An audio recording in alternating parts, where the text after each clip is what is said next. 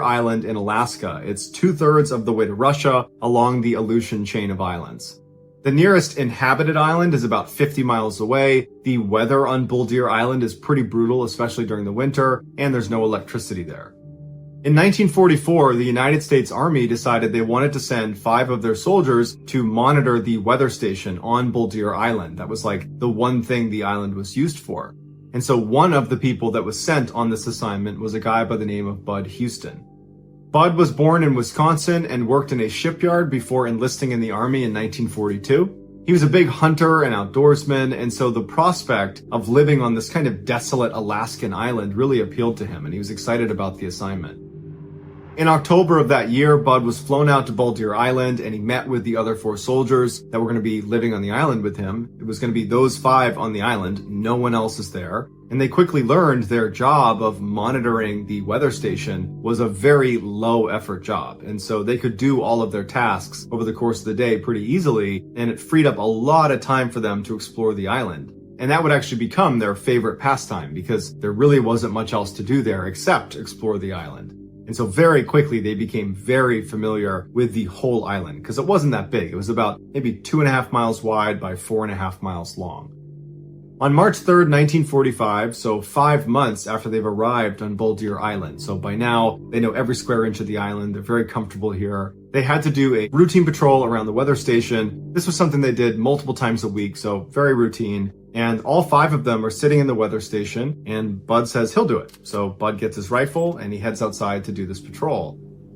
And the other 4 are just sitting in the weather station, and after about an hour, they realize Bud hasn't come back yet. And this patrol does not take more than 20 minutes. And so they step outside to see if he's out there, and the weather at the time was very mild. You know, there's no snow on the ground, it's not very cold, it's not very windy, and the visibility this night was pretty good. And so they're looking out over the island, and the island has no trees. At the very far end, at the opposite end of where the weather station is, there's one significant sized mountain. But short of that, it's not particularly mountainous. So from their perspective, they could look out over the island and basically see everything. And they don't see him anywhere. At first, they were not that worried about it because they figure, you know what? He knows what he's doing. He's been here so long. He's probably just out exploring or something. But they decided they would go look for him. They go down to the water. He's not down there. They walk all around the far side of the island. They can't find him. And so by the time they get back to the weather station, they were like, we have to tell the command that we've lost him. So they radio back to higher command and they say, we don't know where he went. He went out on patrol and we didn't hear anything. And now he's gone. And so a whole bunch of reinforcements came out to the island to look on foot with the other 4 soldiers, as well as planes and helicopters. And for 2 days, they looked all over that island for Bud, and they couldn't find him. And you got to remember that there's very few places you could possibly even go on the island that they wouldn't be able to look and see you. And so everyone started to think he must have jumped into the water or fallen into the water because there's nowhere for him to hide on the island. And so after a couple of days, they were so sure that it was just not possible for him to be on the island that they called the search off and they said he must have fallen into the water. Fast forward 40 years to 1988, and the U.S. Fish and Wildlife Service was studying birds on Bull Deer Island, and they made this amazing discovery. This crew had set up their camp at 1,600 feet of elevation on the one large mountain on the far side of the island, basically on the opposite end of the island from the weather station. And one of the crew members happened to just walk around one of the boulders, and they looked down and there was this little tiny crevice between the boulder and the ground, and he thought he saw something inside of it. And he got down and he looked and he realized there was a skeleton that had been kind of crammed into this tiny little tight space. And the skeleton had a military uniform on. It had been kind of balled up, but there was a uniform on what was left of the skeleton, and there was also a rifle that had been jammed down in there as well. And it would turn out to be Bud Houston. So why did Bud say he was going to go outside and do that patrol, which really just meant walking around the immediate vicinity of the weather station? You're certainly not traveling very far. Why did he say he was going to do that and then walk 4.5 miles to the other end of the island and then climb up 1,500 feet to the top of this mountain? But even if he had a reason to be over there, why would he then force himself into this little tiny crevice? If he was looking for shelter, well, the weather was incredibly mild. It would not have been life-threatening to be out in the elements, at least not that first night or even that second night. And he knows the island like the back of his hand. he probably had a little bit more time. He probably could have found a better place for shelter than this awful little crevice. But if he was at a place where he was seeking shelter under these boulders instead of just walking back to the weather station and getting real shelter, then he had to have been in an emergency situation. That's the only way that makes sense. But if he was in an emergency situation, he would know that his responsibility is not just to survive, it's also to be found again and to make sure you're not obscured underneath a boulder so no one can find you. This island, it was like the easiest place to be found. There's no trees. There was helicopters overhead and planes, and there's all these people. It's a small space. All he had to do was not be under the boulder 24/7. Maybe during the day when the weather let up, roll out from under the boulder, let yourself be found. But that's not what happened.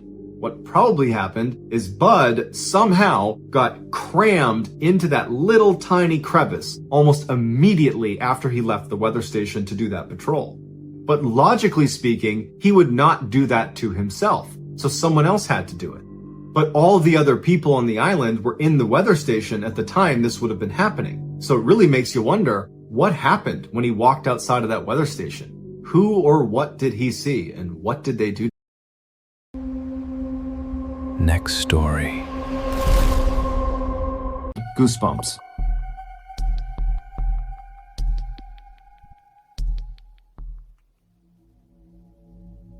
In 2006, a 20-year-old woman named Sarah started having some very strange dreams about a woman named Aurora. She had a very striking face with sharp features and long black hair.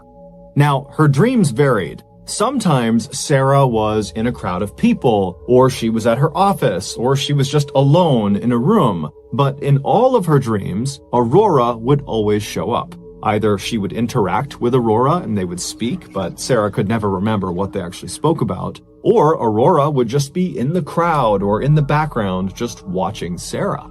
Now, she had these dreams enough that eventually Sarah began to think, I must know someone named Aurora. I must have come across this person, and now they're just kind of manifesting in my brain at night when I'm sleeping. And so she began going through her older posts on social media to look in pictures of her and of her friends to see if there was a woman with striking features and long black hair that was this Aurora person in her dream. But after looking through hundreds and hundreds of pictures, she couldn't find any indication that she had met this person, at least not according to her social media. And so Sarah began just going on Google and typing in, Aurora, long black hair, striking features. Has anybody dreamed about this? To see if there were people talking about having this type of dream on the internet. But she had no luck. Eventually, after about 3 or 4 months of having these strange dreams that Aurora was in, Aurora stopped showing up in Sarah's dreams. It was like it suddenly was all over. And so very quickly, Sarah just kind of forgot about it. A few years later, on Halloween night 2009, Sarah and a friend pulled off the highway into a gas station. They had been out with some friends celebrating Halloween, and now they were making their way back home. Sarah pulled into an empty spot right in front of the convenience store, and after they were parked, Sarah and her friend got out, they went inside, they got some snacks and drinks, and then they came back outside and climbed back into Sarah's car. A few moments later, Sarah had turned her car on, she had backed out, and she had driven past all of the gas station pumps, and she was making her way towards the single-lane strip of road that merged out onto the highway. It was how anybody who got into this gas station got back out onto the highway. And so as she's getting closer to the entrance of this short merge road, her phone suddenly rings. What happens next occurred over a span of just a few seconds, so it might seem like this is over several minutes, but this all happened pretty much simultaneously. So she's pulling up to the entrance of this merge road, her cell phone rings, and because there was no one behind her, it was not a busy night, Sarah decides to just stop her car, put it in park so she can safely take this phone call. And so she stops her car pretty much right in front of the entrance to this merge road, and she picks up her phone, she looks at the number, and she doesn't recognize it, but she picks it up anyways, and she says, hello. There was silence on her phone, and as Sarah is saying, hello, is anybody there? Another car from the gas station pulls up right behind Sarah's car, and they start honking their horn immediately. They're in a huge rush. And so Sarah, who's totally embarrassed that she's blocking traffic, she hangs up the phone, she puts it down, she puts her car back in drive, and she hits the gas. But this driver behind her is apparently in such a rush, they're so impatient, that they actually swerved around her, driving on the dirt off to the side of the road just to get around her, and then they sped off down the merge road back onto the highway.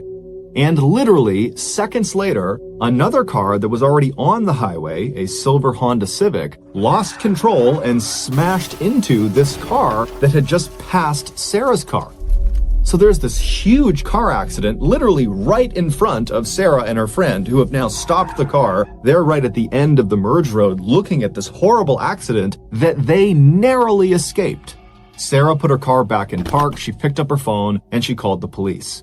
When the police showed up a few moments later, they took down Sarah and her friend's version of events, and then a little while later, after the ambulances had left and after the two cars had been pulled off of the highway, one of the police officers pulled Sarah aside and told her that the driver of the Honda Civic and the driver of the car that had swerved around her had both been killed in the accident. Shocked, the only thing Sarah could think to do was to call back that number she didn't recognize that had effectively stopped her from getting onto the highway and maybe even stopped her from being hit by that Honda Civic. And so she wanted to talk to this person and thank them for saving her life. But when she called the number back, the person did not pick up. However, it went to her voicemail, and it said, "Hi, you've reached Aurora. Leave your name and number after the beep."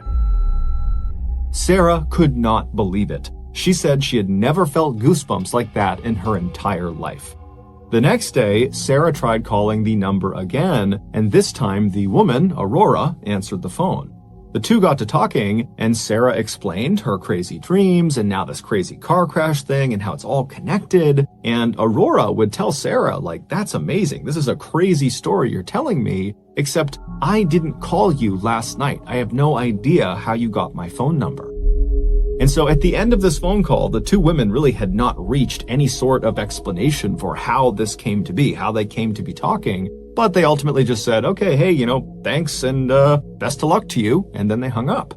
After the call was over, Sarah found herself just kind of sitting there, not really sure how to react to what had just happened. It was such a totally bizarre thing that she had just been through over the past 24 hours, and then if you include the dream, this has been a multi-year-long thing. And so on a whim, Sarah just opens up her Facebook account and she plugs in Aurora's full name, because Aurora had given her her full name on this phone call they had just had. And when she looked at her phone, when the results came in, Sarah nearly fainted. Right at the top of the results page was this woman, Aurora's Facebook account, and her profile picture showed her face. And when Sarah looked at her face, it was the exact same face she had seen so many times in her dreams. It was the same Aurora with the striking features and long black hair. The woman in her dreams was the woman who called her. Next story. Clouds.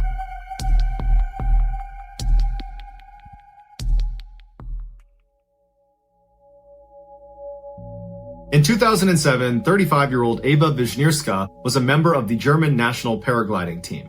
Over the previous 2 years, Ava had competed in 10 of the world's biggest paragliding competitions, and she had won 6 of them, making her the top female paraglider in the world. So coming into that year, Ava was very motivated to work extra hard to make sure she retained that title as world champion. On February 24th of that year, Ava was preparing her gear alongside 200 other paragliders on Mount Bora in New South Wales, Australia. This was Ava's last training opportunity before her first major competition of that year, which was scheduled for the next week. As they were getting ready to launch, one of the coaches walked in front of the group and made an announcement. He said storm clouds had been spotted to the north, but the forecast was a little bit ambiguous. It wasn't clear if the storm was going to move over their training area or not. So it was up to each of the paragliders if they still wanted to launch that day and risk the bad weather. Ava, who was really eager to get this training flight in, looked at the sky and saw that it was pretty gray, but decided that she was going to do it. Worst case scenario, she would have to cut it short. The rest of the German national team, they didn't want to take the risk, and so they stayed grounded that day. Ava took a little bit longer preparing her gear, so by the time she was lining up on the cliff, she was only one of a handful of people that remained. And so strapped into her glider, she took a good run forward and launched herself up into the air. On the ground, the rest of the German national team followed in a van to track her progress and checked in with her from time to time with their radio. The first part of Ava's journey was incredibly calm. She followed the ridgeline from Mount Bora for 12 miles until it ended. At that point, she entered into the skies over the vast savanna. As her GPS and tracking log ticked, tracking her progress, 2 large thunderstorm clouds appeared in front of her, one larger than the other. The vast majority of the other paragliders that had launched that day had launched ahead of Ava, and so when these clouds appeared, they had already passed that section, and so they didn't need to contend with the storm. As for Ava and the other 2 people she was with, which was an Austrian team member and a Chinese team member, they had a decision to make. They could either immediately ground their flight to avoid the storm, or they could attempt to dodge it. They chose the latter. They knew it was too dangerous to try to fly underneath these clouds because of something called updraft. At the beginning of storms, warm air is sucked up from the ground up into these clouds, and a paraglider, if they get caught in that, can get sucked up with the air into the storm. And so Ava and the other 2 paragliders began aggressively flying around the outside of these clouds when all of a sudden the storm completely changed. The big cloud overtook the small cloud, creating this 12-mile wide cumulonimbus cloud that now all 3 paragliders were stuck inside of. Any updraft is dangerous to a paraglider, but the updraft of a cumulonimbus cloud is famously dangerous because it's extremely powerful and it lasts for over an hour. The Austrian man was able to pull down on one toggle, point his feet, and begin spiraling all the way out of the grasp of this updraft. And he said he turned to look at the other 2, and he didn't see the Chinese man, but he did see Ava, and she was desperately trying to do what he was doing and spiral down, but she was clearly caught in the updraft, and he watched her get pulled up into the black cloud out of view. By the time the Austrian man hit the ground, he would say it had become the worst thunderstorm he had ever seen, with huge hail balls hitting the ground all around him. He took one more look up, and he didn't see the Chinese man, he didn't see Ava anywhere, and he took off running for a barn to seek shelter. And when he was there, he pulled out his radio and he alerted the other teams of this emergency. Inside the cloud, Ava was hurtling up like a rocket. The storm was lifting her at a rate of 60 feet per second. There was nothing she could do to get out of this wind tunnel. Ava knew she was getting pulled towards the storm's eye in its vicious center because of the immense claps of thunder that just kept getting louder and louder, and it also kept getting darker and darker all around her. In fact, it was pitch black, except for the occasional flash of lightning that came very close to electrocuting her. As she desperately tried to keep her glider stable, she was able to place a radio call down to her team on the ground, but all she could say was, "I can't see anything," before it cut out. And at some point, Ava reached the eye of the storm where it's pitch black and the temperatures are freezing and hail balls the size of oranges are pelting her left and right. And the updraft kept pulling her higher and higher and higher until she passed out from a lack of oxygen. And at some point, this updraft actually shot her up and out of the cloud. And while this meant she was out of the storm, she was now in air that was 50 degrees below zero, which meant everything, her face, her gloves, her clothes, the wings of her glider, everything completely froze. And to make matters worse, at the altitude she was at, there was almost no oxygen and she did not have a breathing apparatus. So by all accounts, Ava should be dead. But somehow, she didn't die. She just kept floating around above this storm cloud for 45 minutes. And then something happened. The ice on one side of the glider broke off, causing it to collapse, throwing her into a deadly free fall, and she's not in control, she's still unconscious, and she starts barreling back towards the ground like gravity has been turned back on again, going straight through the storm all over again. And so through the storm, going at 90 feet per second, she clears the storm, and then right after getting out from underneath it, her glider miraculously just opens back up again. And the jerking motion of her suddenly stopping her free fall jolted her awake. And so she's looking around, totally confused as she's gradually regaining consciousness, and she's taking stock of where she is, and she's still in the storm cloud, but right at the bottom of it. But luckily, the updraft had stopped. And so she was steady, and she was able to reach up and grab her toggles, and she was able to fly herself down to the ground and crash land, and then she curled into a ball, grabbed her radio, and she called her team. When they heard her voice, they could not believe she was alive, because the other paraglider that got sucked up by the updraft, the guy from the Chinese national team, he unfortunately was struck by lightning and was killed. And so they were anticipating finding out that Ava had been struck by lightning as well. But Ava had not just survived. When they brought her to the hospital, they discovered that virtually nothing was wrong with her. She had some pretty bad bruises and cuts from the hail, and she had a little bit of frostbite on her face, but it was treatable. And so the same day she was brought in, they discharged her.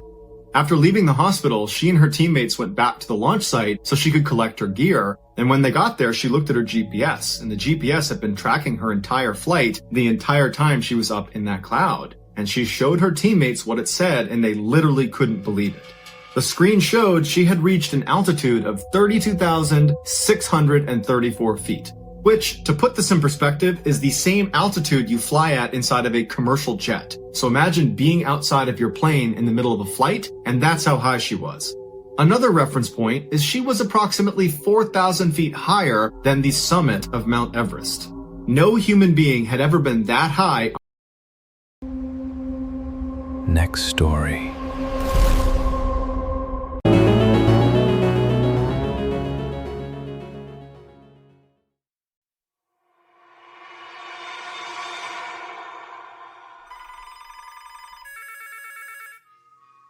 Around 7:20 p.m. on the evening of December 11th, 2002, a police department in a rural English county called Surrey started receiving all these frantic emergency calls.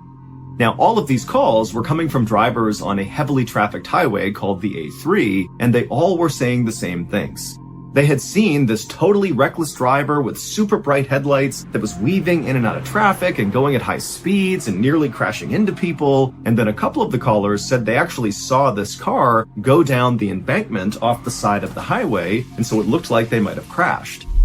And so, of course, this police department, after getting all these calls, decided to send out a couple of officers to see what was going on.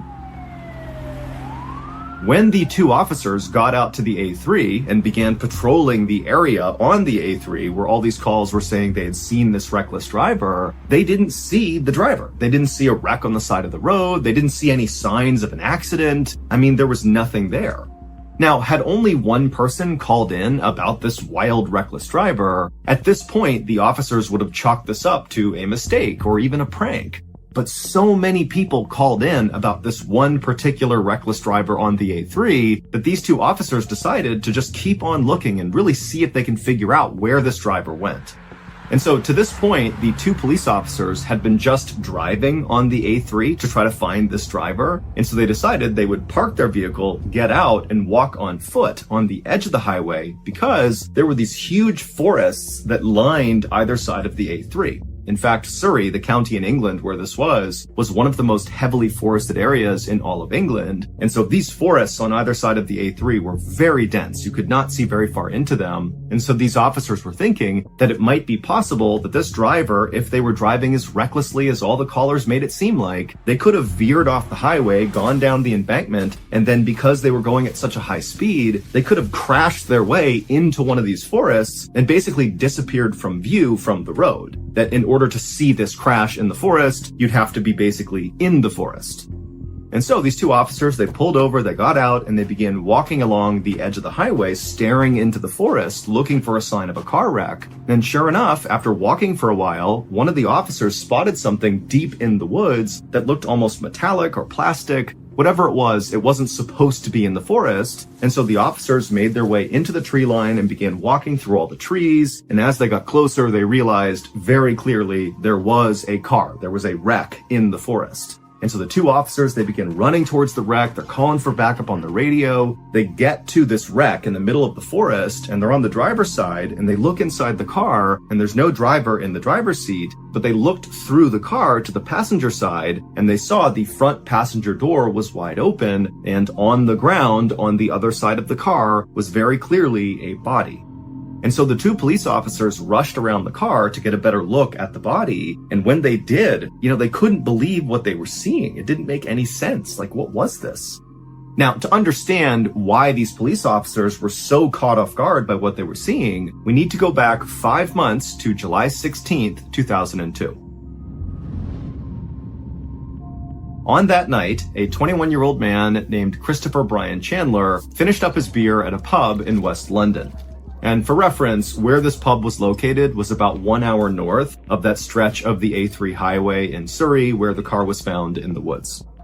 This night, Christopher had gone to this pub with a close friend of his. This was meant to be a fun night out. But, as Chris is finishing up this beer, he began to feel really antsy because it turned out Christopher was actually wanted by police in London for robbery, and so he hated staying in one place for too long.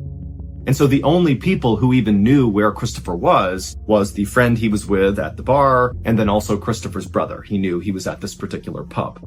And so finally, Christopher got so anxious about being in this pub for too long that he told the friend he was with that he just wanted to leave. And so he said goodnight to his friend. The friend stayed at the pub, and Christopher left, got in his car, and began driving south.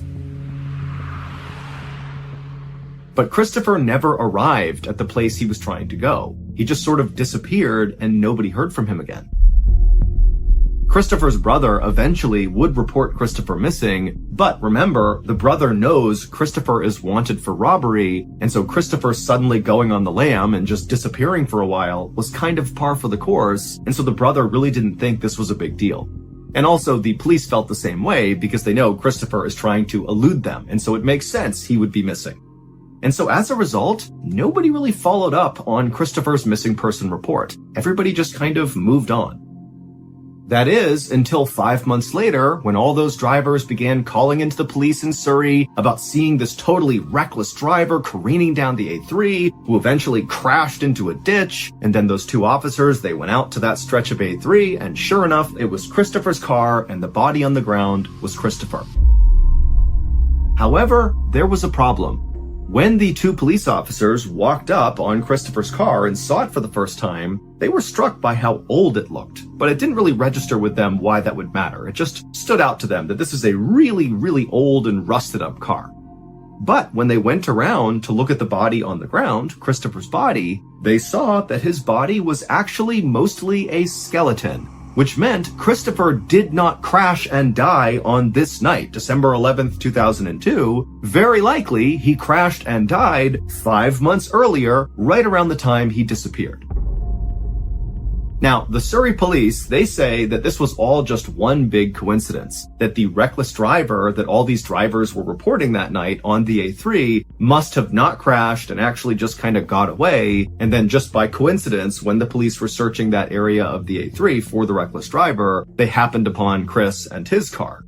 But remember, several of the drivers who called in that night about seeing this reckless driver on the A3, they specifically said they saw the car veer off the embankment and crash down below near the tree line. Like, this is a serious crash. Someone needs to get out here with an ambulance because probably someone's hurt. And then when the police got out and searched the exact area where this crash supposedly happened, they find Chris's car that had all the hallmarks of a car that was driving recklessly on the A3 that veered off and crashed into the woods. I mean, they found Chris and his car because of these calls, but it could not have been Chris. But what other car could it have been? As of today, we do not have. Next story. Story is called Luggage.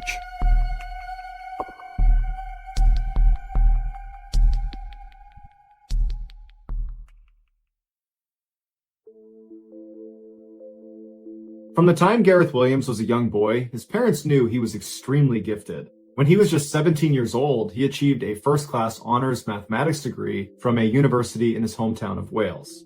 A couple of years after that, he had his PhD from the University of Manchester in England. And after that, he was accepted into a postgraduate course at one of the most prestigious universities in the world, Cambridge. But he wouldn't finish that degree because his incredible academic achievements had got the attention of Britain's intelligence agencies, and they began recruiting him. In 2001, when Gareth was 23, Britain's communication headquarters, commonly known as GCHQ, which is one of Britain's main intelligence agencies, offered him a job as a codebreaker. He eagerly accepted the job, dropped out of Cambridge, and then moved into a modest apartment in Cheltenham, which is the resort town about 88 miles away from London where GCHQ is located. And there he would live and work for the next 10 years. Despite being an intensely private and shy person, Gareth was a highly valued team player whose genius in mathematics and technology helped his group win a number of Britain's highest awards for international code breaking. In 2009, one of Britain's other main intelligence agencies, the famous Secret Intelligence Service, or MI6 for short, they were so impressed with Gareth that they offered him a job to come over and work for them. This was a very rare chance for Gareth to go operational and become a spy in the kind of Hollywood sense of the word. He would effectively become a real-life James Bond, and so he jumped at the chance. But shortly after taking the job and moving to London, he regretted his decision. He hated the intense competitiveness within MI6, the flashy cars and flashy lifestyles, and the pressure to go out and party with your coworkers every weekend. Gareth just wanted to do his job and then be left alone. At GCHQ, nobody cared he felt that way. But at MI6, this behavior made him an outsider. Before he left MI6, he took his annual 2-week vacation. But when the vacation was over, he didn't come back to work at his office in London. And for some reason, MI6 never checked in on him to see where he was. It wasn't until his sister called police after not hearing from him that anybody looked into his disappearance. On August 23rd, a uniformed officer went to Gareth's apartment in London to do a welfare check. After knocking on the door and not getting an answer from Gareth, the officer got the key to the apartment from the landlord and went inside. He yelled out for Gareth. There was no sign of him on the first floor. He went upstairs to see if maybe Gareth was up there. He's yelling for him the whole way as he's going up. He gets to the second floor. There's nobody up there, but there's a closed door. And what he finds on the other side of that closed door would make international headlines for weeks. When he opened the door, he walked into a bathroom. And there was nothing unusual about the bathroom, except in the bathtub, there was this big red duffel bag. And inside of that duffel bag was the badly decomposed body of Gareth Williams. The zipper of the bag was padlocked shut on the outside, and the key to this padlock was underneath Gareth's body inside of the bag. There were no fingerprints on the rim or inside the bathtub. There were also no fingerprints on the bag itself, or on the two zippers, or on the padlock, or on the keys. Gareth's iPhone had been found nearby sitting on a table, and it had been factory reset. And later, investigators would determine it had been reset on August 15th, which was the last day Gareth was seen on CCTV footage, and it was also the day that they believe he died.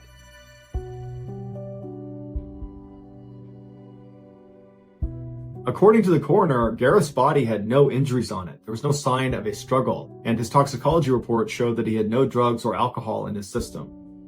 The thermostat inside of Gareth's apartment was jacked way up, so it was very hot inside of his apartment, despite the fact it was summer, and it was the height of the summer in August.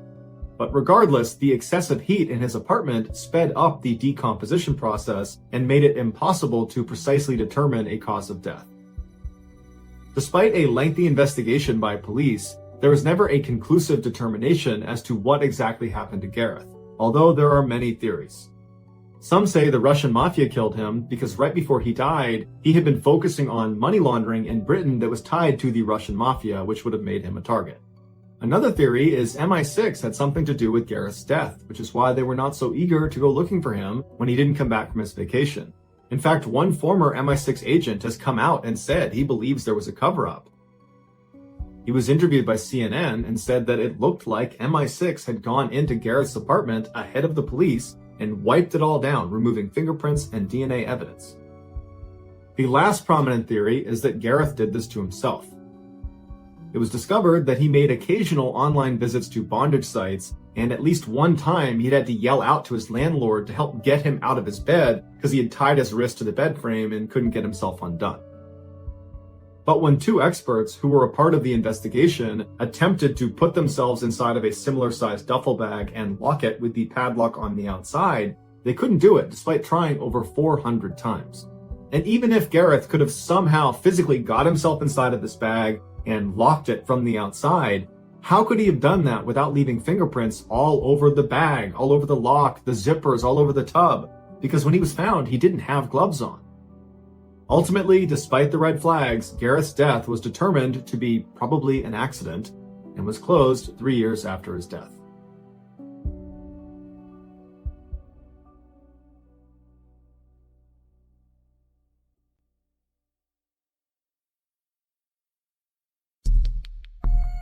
The next and final story of today's episode. Next story. Cannibalized Stefan.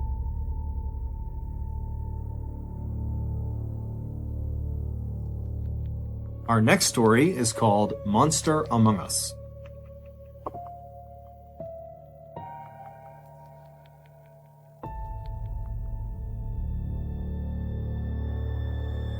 One night in the early 1950s, a little boy named Issei Sagawa was having this dream where he and his brother were being boiled alive to be eaten.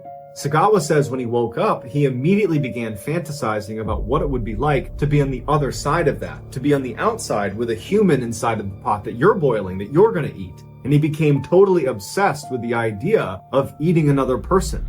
By the time he was in first grade, he would find himself staring at his different classmates' legs, and his mouth would be watering because he wanted to take a bite out of their leg. For 3 decades, he was able to suppress that urge, but in 1981, those cannibalistic urges would get the better of him. One summer day while he was in Tokyo, he saw this woman that he wanted to eat, and he couldn't help himself, and so he began following her down the road, and he saw her go into her apartment. He waited for a minute, went around back, and climbed in the window, and when he got inside, she was asleep. And he hadn't thought of a plan for what he was going to do once he was inside. And so he's just standing there thinking, well, now what do I do? How am I going to eat her? What am I going to do next? And as he's sitting there wondering what to do next, she wakes up and she screams and he runs away. After this breaking and entering incident, Sagawa would actually seek help. So he goes to a psychiatrist and he says, this is what I did. I snuck into her house because I wanted to eat her. And the psychiatrist would end up telling Sagawa's family that I have to label him a high risk to society because he's not just thinking about doing these things, he's already acting out these fantasies. Now, Sagawa's father was extremely wealthy and powerful. And when he heard this from the psychiatrist, he was like, no, we're not going to do that. And so using his power and influence, he was able to kind of cover up what the psychiatrist had found, and he shipped his son to Paris. Once Sagawa landed in Paris, he enrolled at the Sorbonne University and began studying literature. Despite having sought help for his cannibalistic urges, when he was in Paris, he started having that urge again and he couldn't control it, and instead of going to another therapist or psychiatrist, he begins to look for another victim. Sagawa considered himself short, weak, and ugly, and so he was actually looking for a tall, beautiful Western woman so he could absorb their energy and somehow become a bigger, better version of himself. And so he began looking around Paris for tall, beautiful women that he could potentially eat, but no one seemed like a good fit until he met Renee Hartvelt. Renee was a tall, beautiful, 25-year-old Dutch student who was going to school with Sagawa at Sorbonne. In order to get close to her, Sagawa would ask his father if he would give him some money so he could hire Renee to be his personal tutor.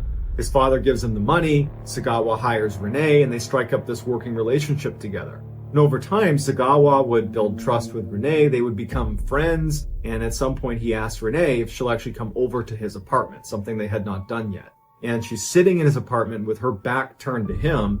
He leaves the room and comes back with a rifle, and he tries to fire it, but it jams. And she hasn't heard him do this, and so he's standing there and his weapon's now jammed. He hasn't fired it, and he just puts the weapon away and comes back out and acts like nothing's happened. And he's sitting there wondering, is this a sign that I'm not supposed to do this?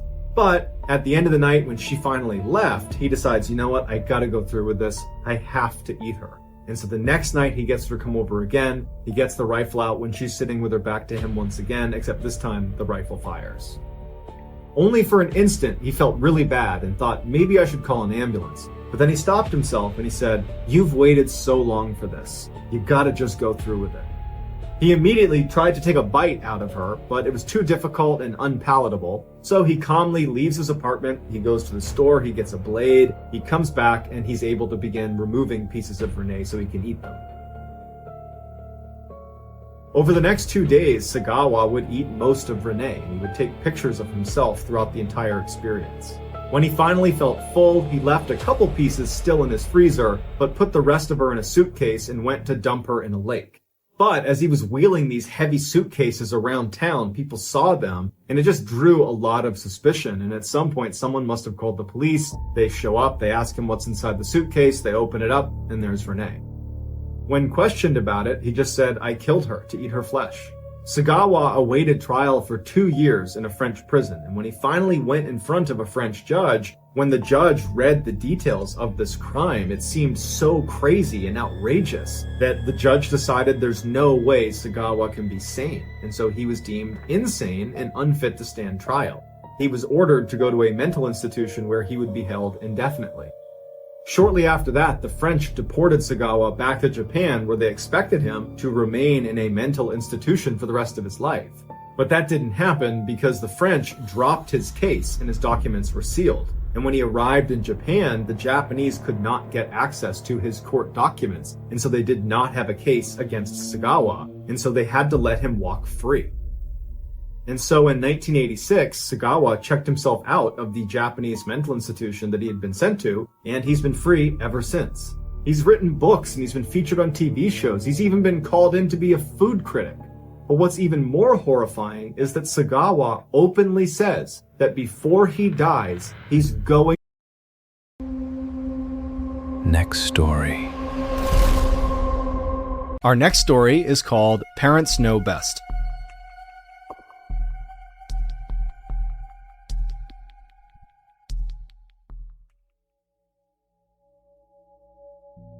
After spending 21 years in the US Army, a man retires and moves to Central Florida with his wife and young son. Although his family had plenty of money because he had a pension coming in and his wife still worked full-time, he just got bored really quickly after moving to Central Florida and decided he would just take a job doing something just to stay occupied. And so he ended up taking a job at a highway gas station. One of the primary reasons he chose this particular job is because the owners of the gas station didn't care if his son came along to help them stock shelves and hang out behind the cash register. And so for years, that's just how it went. The man would work at the gas station and his son would tag along. Even after his son became a teenager and you'd think might be wanting to do other things, well, the town was so small, there was almost nothing to do. So his son still came along well into his teenage years. One night in 1990, his son, who was 15 years old at the time, was at the station and he was actually taking a break sitting outside on a picnic table. He was reading a magazine, drinking a Mountain Dew, and it's dark out, and he notices out of the corner of his eye that there is a woman walking off of the highway towards the gas station. It was a very quiet night at the time, so there's no cars getting gas, there's nobody there, and there's not really anybody even driving on the highway, and so that's why she really stood out to him. And he turns and he notices her and he thinks to himself, no one ever walks to our gas station. We're on a highway. Everybody drives here. So she must have broken down and she must be coming here to try to use our phone to call a tow truck or something like that. So the woman is walking across the lot, coming closer and closer to the gas station, and the boy at this point has turned his attention back to his magazine, but he would say later that he kept looking up and keeping an eye on her because there was something off about her. The woman ultimately walks right behind him and goes in the door into the gas station. Doesn't acknowledge the boy, doesn't say hi to him, just walks straight inside, and she starts walking up and down the aisles of the gas station. Now, from where the boy was sitting, it's all glass, so he could clearly look in and see his father behind the counter, and he could see the head of this woman as she walked in and around all these aisles. And as soon as the woman was in the store, kind of pacing around the aisles, the boy put his magazine down and was just watching. And he noticed that she was not really shopping. She was just looking down for a few seconds, wouldn't pick anything up, so she wasn't buying anything. And she would look up at the counter where his father was, and she would just stare at him, and then she'd look back down at what she was doing, and she would go through all the aisles. And at some point, the woman just kind of abandons this phony, I'm pretending to shop routine, and just walks up to the counter. Now, nobody else is in the store, there's nobody else coming in, and so the boy could actually fairly clearly hear what she was saying to his father. And she told his father that she had broken down and she needed a ride and could he drive her to Ocala, which was the next big town north of this gas station. And the boy would say that his father acted very strangely because his father is normally incredibly pleasant with all the customers. He's very chatty even. Like he talks to everybody who comes in the store. But as soon as this woman had gone in, his dad had seemed kind of dismissive and almost rude to this woman. And when she was talking to him, asking for a ride, he just said, no, I won't give you a ride. The woman is annoyed by how quickly she's been shot down, but instead of just taking no for an answer, she turns and looks at the boy who's sitting out on the bench, who's looking right at her, and she points at the boy, and she says, what about him? Is he your son? Can he give me a ride? The boy notices that his father, who's not within her eyesight, is looking at his son going, no. Like, whatever she wants from you, you're gonna say no to it. And the boy's a little bit confused by this because he's still trying to understand why his dad was so against helping this woman because she clearly needs our help or someone's help. But he just took his dad at face value. And when the woman's pointing at him, he knew, the boy, that if she came over and asked him, he would say no. But it wouldn't come to that because the boy's father would say to the woman, no, my son's not going to give you a ride. You need to leave here immediately. Do not come back. Leave. We're not going to help you. She's furious. She's cussing him out. She storms out and slams the door. She starts cussing at the boy, and she walks off. The whole time she's turning around and flipping them off and screaming profanities at them, but she ultimately walks off, and the dad kind of followed her out and is standing next to his son as she walks off. And the boy asks his dad, like, what was her deal? Why did that happen? Why did you not want to help her? And the dad just said, I don't know. There was something off about her, and I don't know how to place it, but I did not want her around you. I knew I didn't want to give her a ride. I knew she had to go. A year later, the boy is in his room when he hears his dad in the other room yelling for him to come in here and look at the TV. So he runs into the TV room, and on the TV is the same woman from the gas station. Better known as Eileen Wuornos, she was a serial killer who used to pick up her male victims at gas stations in Florida. It's unclear whether the boy or the boy's father were her next victims, but by the time she had shown up at that gas station, she had already killed 4 people. And following that interaction with them at the gas station, she had gone on to kill 3 more people, including someone in Ocala, Florida, which was the town she had asked them to give her a ride to. Eileen had been caught. Next story. The story is called Random.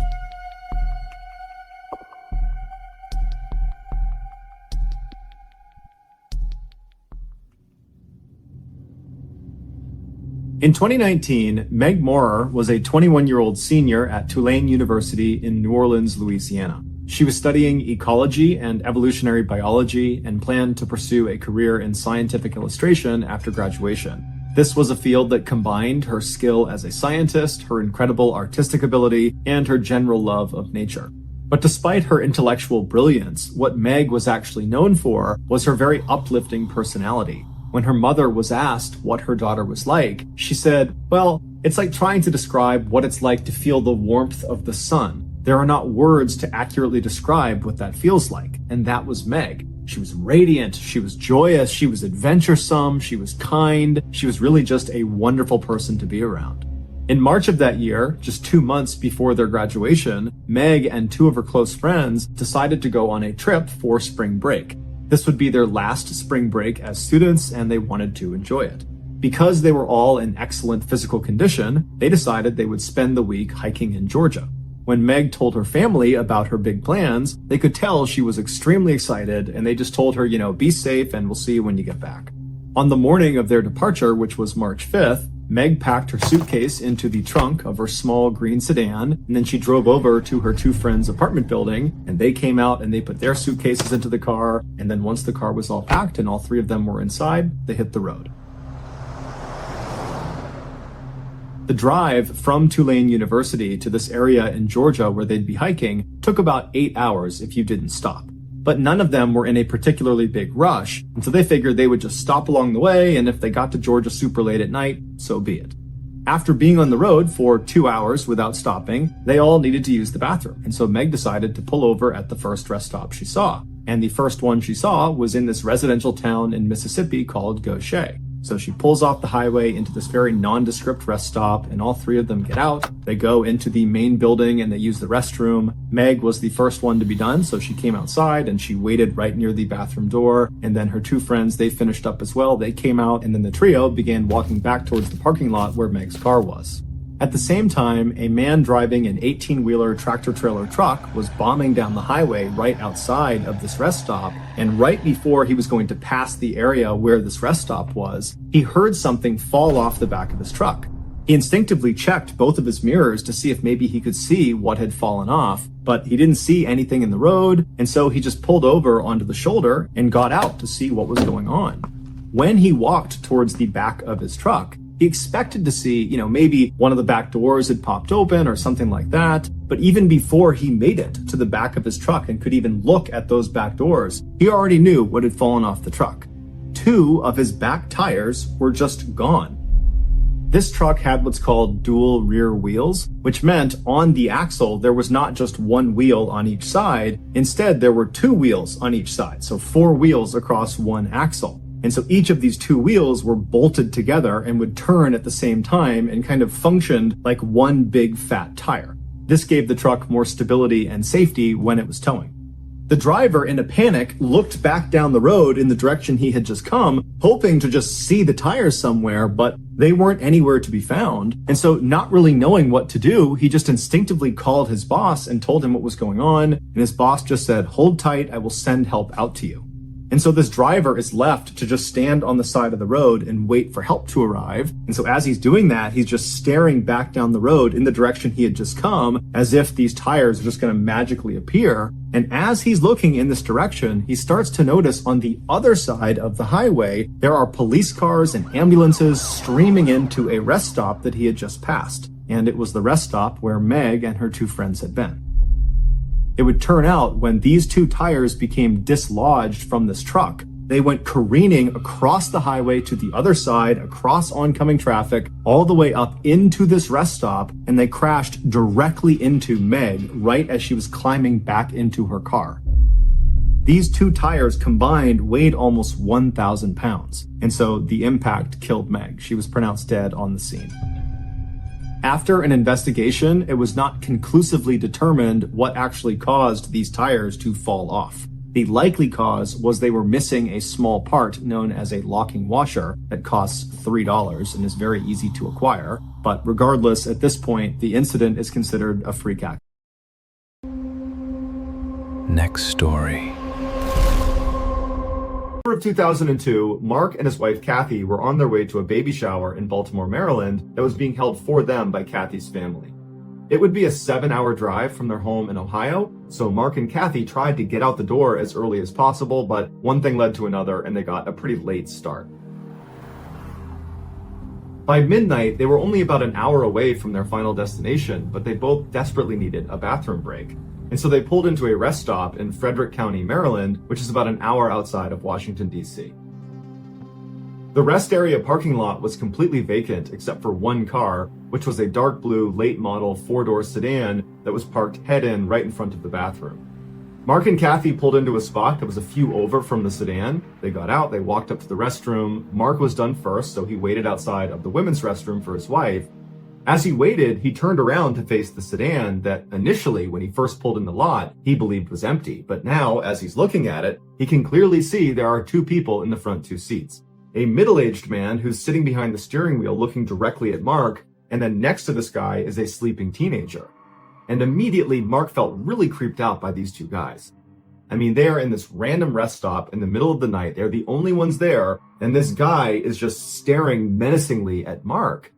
And so Mark's doing his best not to be intimidated and to stand his ground and not act fazed by what's happening right in front of him. But in the back of his mind, he is just praying his wife comes out of that bathroom as soon as possible so they can get the heck out of here and away from these two creepy guys. Finally, his wife did come out. He grabbed her by the hand and without any explanation, rushed them back to their car, hopped in, locked the doors, turned it on, and began backing out. And as he did, he looked over at the sedan and he saw the guy behind the steering wheel, the middle-aged guy, was looking over at Mark with that same menacing look on his face. Mark also noticed there was something odd about the sedan's trunk. There was a fist-size hole right above the license plate where you would normally put the key inside of. So the whole scene was just totally bizarre, and after Mark and Kathy sped out and were back on the highway, Mark explained to Kathy that there were actually two people inside of that sedan and they really creeped him out, and that's why he had grabbed her and rushed them back into the car. And so she agreed that was pretty creepy, but by the time the couple got to the baby shower in Baltimore, they had completely forgotten about their experience at the rest stop. The baby shower went well, and before long, Mark and Kathy were back home in Ohio. About a week later, the couple was watching TV in their home when a breaking news bulletin came across. And it showed a reporter who was standing at the exact same rest stop that they had stopped in on the way to Baltimore in Frederick County, Maryland. And behind them was the same late model sedan that they had seen parked at that rest stop when they had pulled in. The headline of this special news bulletin was DC Snipers Caught. It would turn out that middle-aged man sitting in the driver's seat of the sedan staring at Mark was none other than John Allen Muhammad, and the guy next to him, the teenager who was sleeping, was Lee Boyd Malvo. These were the two men that were responsible for the highly coordinated 3-week-long attack that left 10 people dead in the Washington, D.C. area. The fist-sized hole that Mark saw on the back of their trunk was what they used to shoot through because it allowed them to stay concealed in the trunk while they were shooting. Mohammed and Malvo had been using that particular rest stop in Frederick County as a place to hide out in between their killings. When Mark and Kathy pulled in next to them, they were only halfway through their killing spree.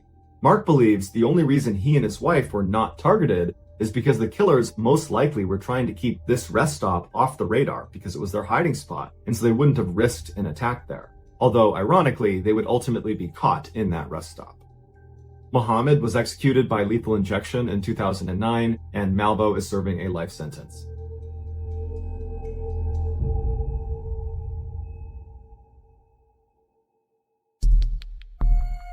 Our next story.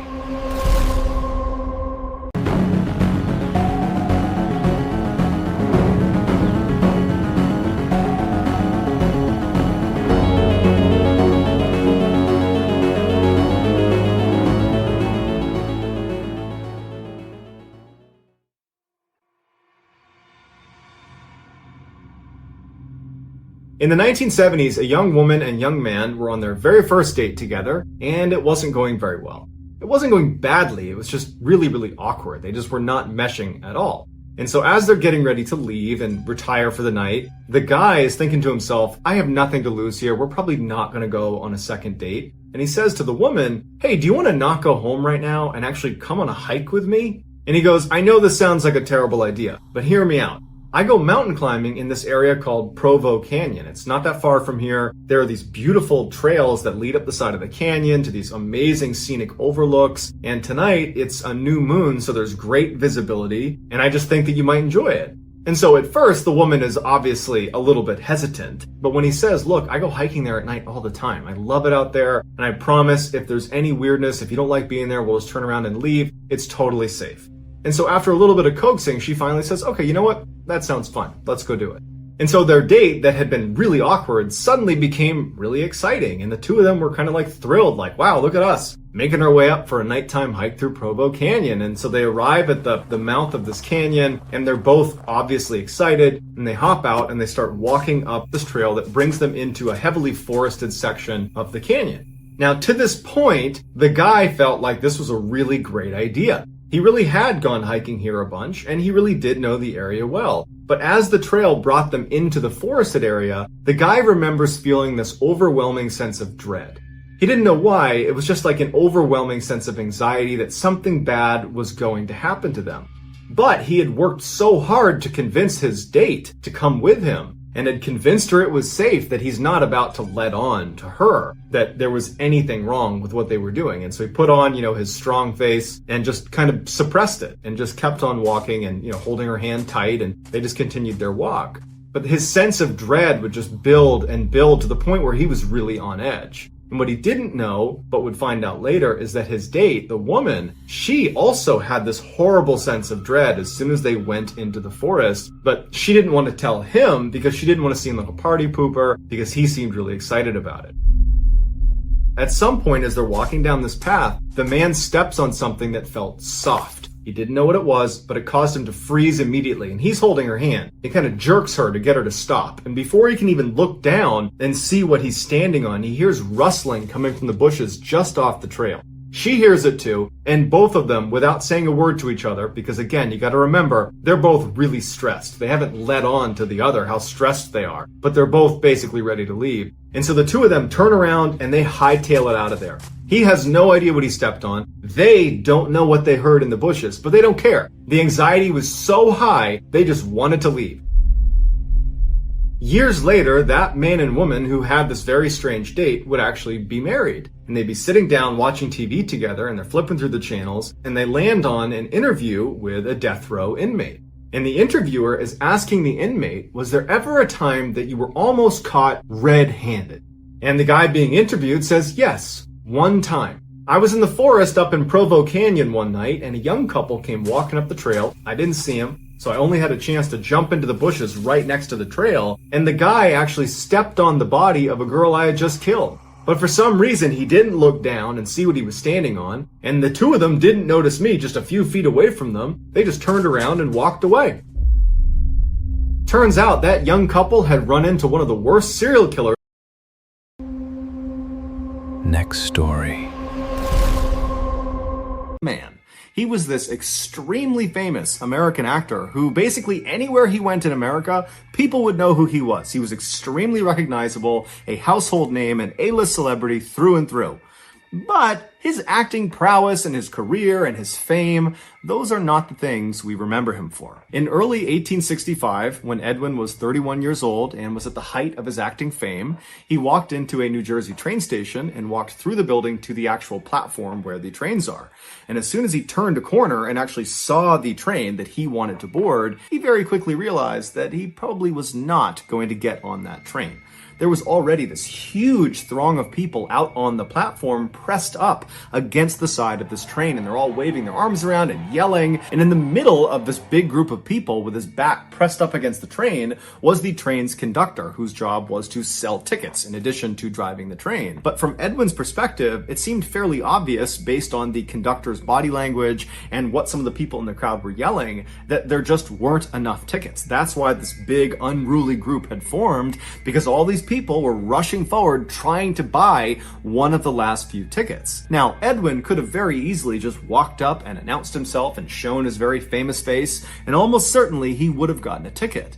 But to this point, Edwin had not been recognized in this train station, and so he wanted to keep a low profile, and so he decided against that idea. Instead, he decided he would just kind of join this big group and, try to flag down the conductor and try to buy one of these tickets, and if he didn't, so be it. And so Edwin, instead of going to the back of this group, he went around to the right side, close up against the side of the train, and right as he got to the outside of the group and he turned in towards the group, he looked up at where the conductor was, and he saw the conductor turning around and walking back into the train.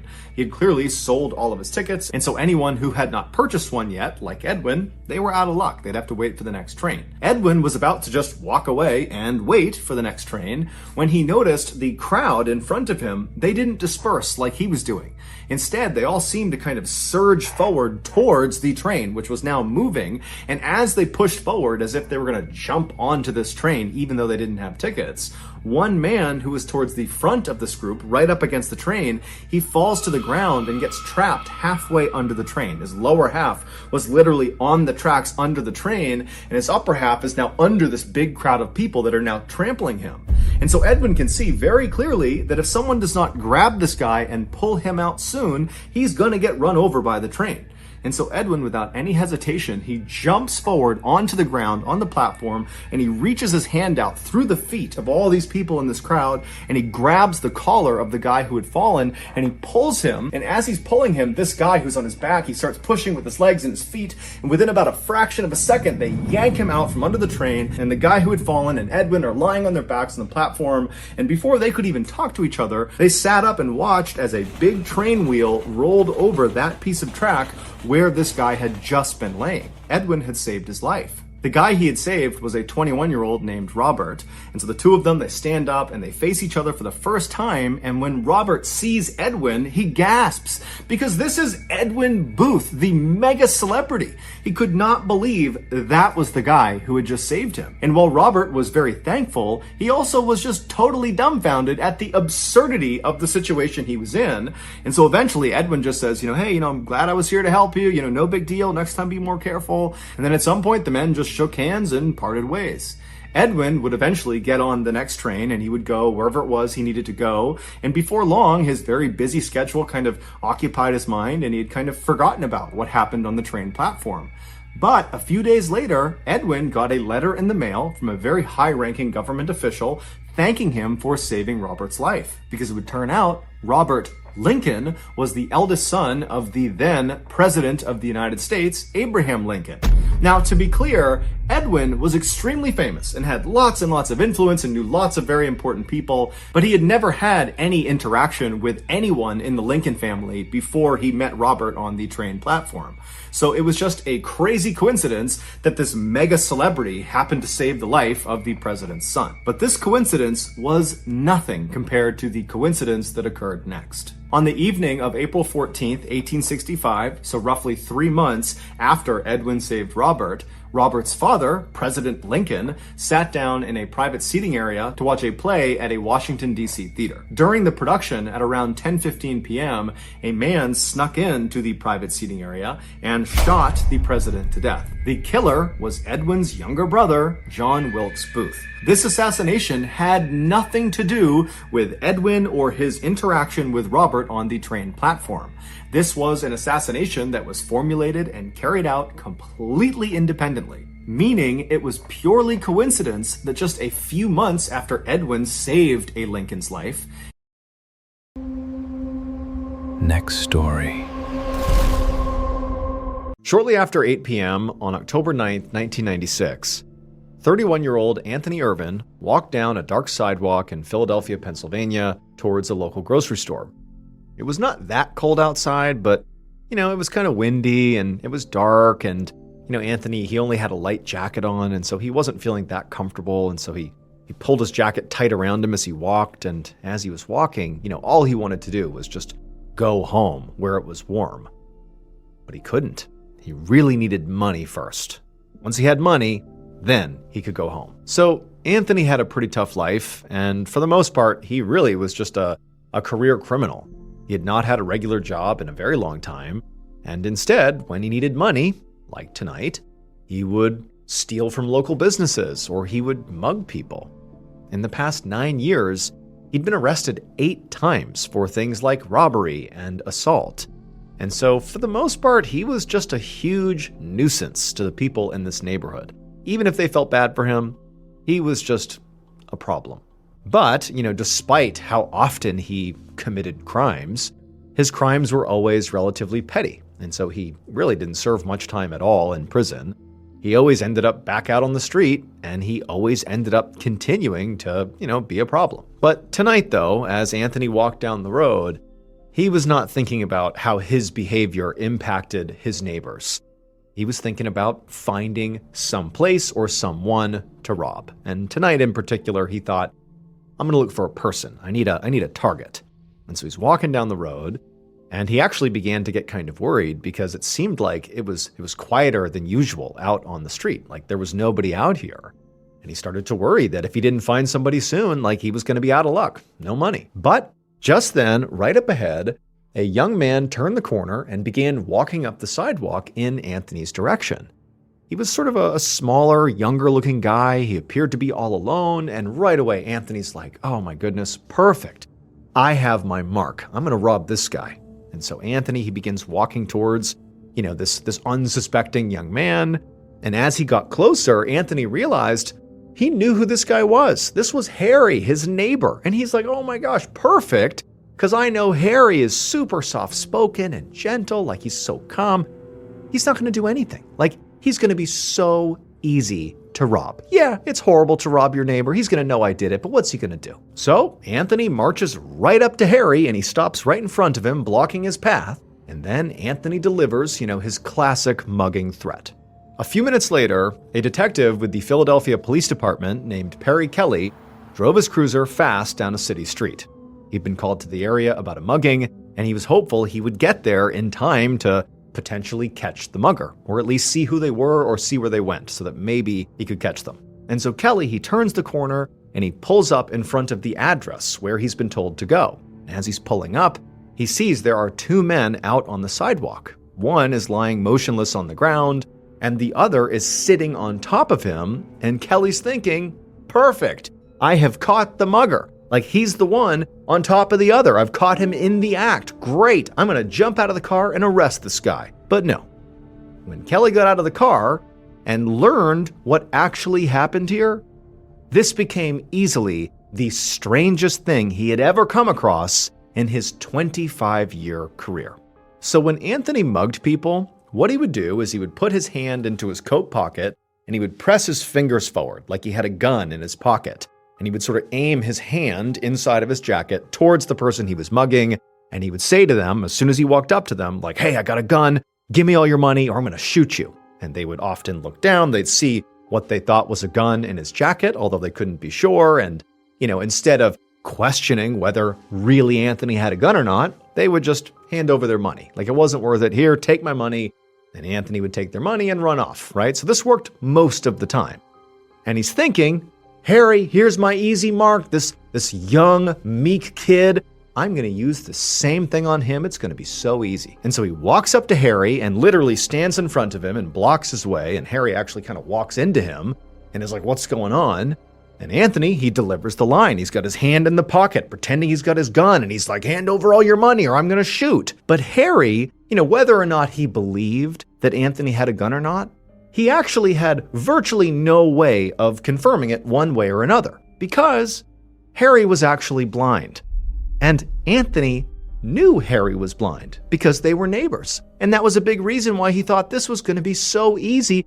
I'm going to rob the slight blind kid. That's what I'm going to do. But what Anthony didn't realize is that in addition to being blind, Harry also happened to be a karate master and a master wrestler as well. And so when Harry was suddenly being told, you're going to get shot if you don't hand over your money, his instincts kicked in. And he grabbed Anthony, flipped him over his shoulder, and slammed him into the ground and broke his neck and killed him. And then he sat on top of his body until police arrived.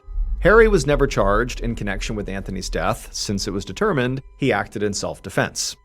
And even though the media called him a hero for defending himself, Harry actually felt terrible that he had killed Anthony. He didn't mean to, he was just protecting himself. Next story. 8-year-old girl named Elaine Ellery hurried after her parents as they walked towards this large factory in Norfolk, England. Elaine was so excited about the night ahead here that she was literally skipping as she walked along. So this factory was where her father worked, and they were having their big annual Christmas party. And for the first time ever, Elaine was being allowed to go, and she couldn't wait to see what was inside. So Elaine was really close with her dad, because even though he worked very long hours, he always went out of his way to spend time with her and make her feel very special. In fact, during the work week, it wasn't uncommon for her dad to come home over his lunch break just to give his daughter a big hug, and so they could quickly eat together before he had to rush back to work. And so now, after hearing about her dad's amazing factory over countless lunches they spent together, Elaine, for the first time ever, was actually going to be able to see what he was talking about, because to this point, she had never even stepped foot inside of the factory. Finally, Elaine and her parents arrived in front of this big factory, and in the doors they went, and immediately Elaine is totally struck by just how truly incredible this place is. I mean, it was huge inside. It was already packed with people who were chatting about. There were all these other coworkers and their kids and their families, and Christmas music was playing, and all she could smell was apple cider and baked goods. And she looked around and she saw the whole interior of this great entry room they had walked into was beautifully decorated for the holidays. There was tinsel and there were all these things hung up everywhere, and there was even fake snow all over the place to give it a true Christmas vibe. And so Elaine, she had really high expectations of how grand this place was going to be, and so far, it had more than lived up to its expectations. This was really an incredible thing. So she was delighted, and the whole night she just ran around the party holding her dad's hand, looking at the machines and meeting his coworkers and eating all these treats. It was really just an incredible time. The evening was a whirlwind for her, and before she knew it, Elaine was exhausted and back in the car, driving home, drifting off into a very happy sleep. The rest of Elaine's childhood was very charmed. Basically, she and her dad stayed very close. They went to that Christmas party every year after that first time she went, and it was always such a fun event, and Elaine and her dad continued to have those lunch breaks during the work week, and by the time Elaine was getting old enough to start thinking about, starting a family of her own, she thought hard about the values that her father had instilled in her. One was her dad clearly worked very, very hard, and the second one was her father clearly prioritized family over everything else. As inconvenient as it was for him to come home on his lunch break practically every day, taking a break from, back-breaking work in the factory, he still did it because he wanted his daughter to feel prioritized and special. And so she knew when she had a family of her own, she would act like her father. So you can imagine how Elaine felt in 1983 when Elaine was 25 years old, and by this point she'd gotten married, she had 2 kids of her own, she was living up to the example her father had set for her. You can imagine how she felt when that year her father passed away. For Elaine, this was earth-shattering. She knew he was getting older, and it wasn't wholly unexpected that he passed, but for Elaine, this truly was devastating. Her father was her rock. She had really modeled her whole life on her dad. However, after that initial really intense grief period ended, right after the death of her father, Elaine was able to, have a moment of reflection, and she realized that, as devastating as it was that he was gone now, in a way, because of the way she had built her life, prioritizing family and, living like her dad, that in some ways, even though he was gone physically, spiritually, he was very much still with her and always would be. Fast forward 41 years to one afternoon late in the summer of 2024. And Elaine, who was now in her late 60s, was sitting at her kitchen table in her Norfolk home reading the newspaper. So Elaine had retired just a few years ago, and so now her life was pretty much exclusively about her family and about, slowing down and truly being retired. And in some ways, the timing couldn't have been better for her to start slowing down because lately Elaine had been feeling absolutely exhausted, which was odd because Elaine felt like, even though she viewed her retirement as a chance to slow down, that she would likely have more energy because she wasn't working anymore. And so her slowing down would sort of be by choice, not because she literally couldn't keep up anymore. But lately, it was like Elaine had zero energy. It's like all she could do was sit in place and either read or call her kids, and that was basically it. But on this particular day, as Elaine just sat in the kitchen reading the newspaper, despite not physically really doing much at all, she suddenly started to feel winded, like she had been running around or something, like it was hard to catch her breath, and it scared her. She put the paper down and she sat there for a minute trying to calm herself down, telling herself this is just like a panic attack or something, but it didn't go away, and she really was struggling to breathe. And so she decided she would get up and go get a cup of water and just, take a sip of water and calm down. But when she stood up and began walking over to the sink to get water, like this sensation she was having just got worse and worse, and by the time she was at the counter, she's like holding on to it just to stay up on her feet, and she's trying to sip the water, but she's still like unable to breathe. And she realized that this, combined with this, recent really intense fatigue, meant something had to be wrong here. Like this was not something she could just write off. And so she hobbled her way over to the phone, she picked it up, and she called her doctor. Not long after, one of Elaine's children came by, picked her up, and drove her to the hospital. And by this point, Elaine, she had calmed down a little bit, but still that experience of really not being able to breathe really had shaken her up. And so Elaine, she goes into the doctor's office and she sits down in the exam room and she explains to her doctor what's been going on and what just happened that day. And not long after that, her doctor got a series of tests done, and eventually Elaine got an answer from those tests that explained all of her symptoms. However, that answer made Elaine look at her childhood, her charmed childhood, in a completely new and disturbing way. It would turn out, decades earlier, Elaine's father really had been setting a great example by working very hard and always prioritizing his family and always prioritizing his daughter. But what her father didn't know at the time, in fact, many people didn't know at the time, was that his work itself was actually putting his family at risk. At this time in the UK, most factories, like the one Elaine's father worked at, made products that contained asbestos. So asbestos is a substance that was used very widely for decades to construct structures primarily. Like in construction, it was used a lot. In fact, it was so common that basically any house or building built before the year 2000 likely was made with asbestos inside of it. And so when Elaine was growing up in the 1960s, asbestos was, naturally still being used all the time, and her father obviously encountered it daily at his work. But even though they didn't know it at the time, this was a huge problem for Elaine and her family, and really for anybody else who was living a life that was similar to theirs. Because asbestos was eventually found to be highly toxic and known to cause a very specific type of very aggressive and very deadly cancer that can sometimes take decades to develop. It was the very kind of cancer that Elaine's father had died from in the 1980s. And unfortunately, it was the very kind of cancer that Elaine was diagnosed with in 2024 following that, difficulty breathing and fatigue spell. And then she would eventually die a year later in 2025 from that cancer. And so in a tragic twist of fate here, basically it was because of how close Elaine was with her father growing up that she ultimately contracted the same disease that he did. I mean, there's no question he got that cancer because of his exposure to asbestos in the factory.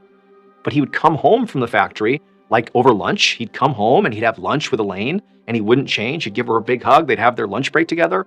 He's putting asbestos on his daughter, not knowingly, but he's covering her in this toxic substance. And then when he would bring her to the Christmas party, all that white snow on the ground was not snow, it was asbestos, but they didn't know it was toxic. And so ultimately, it really was because of how much she loved her dad and how much he loved her.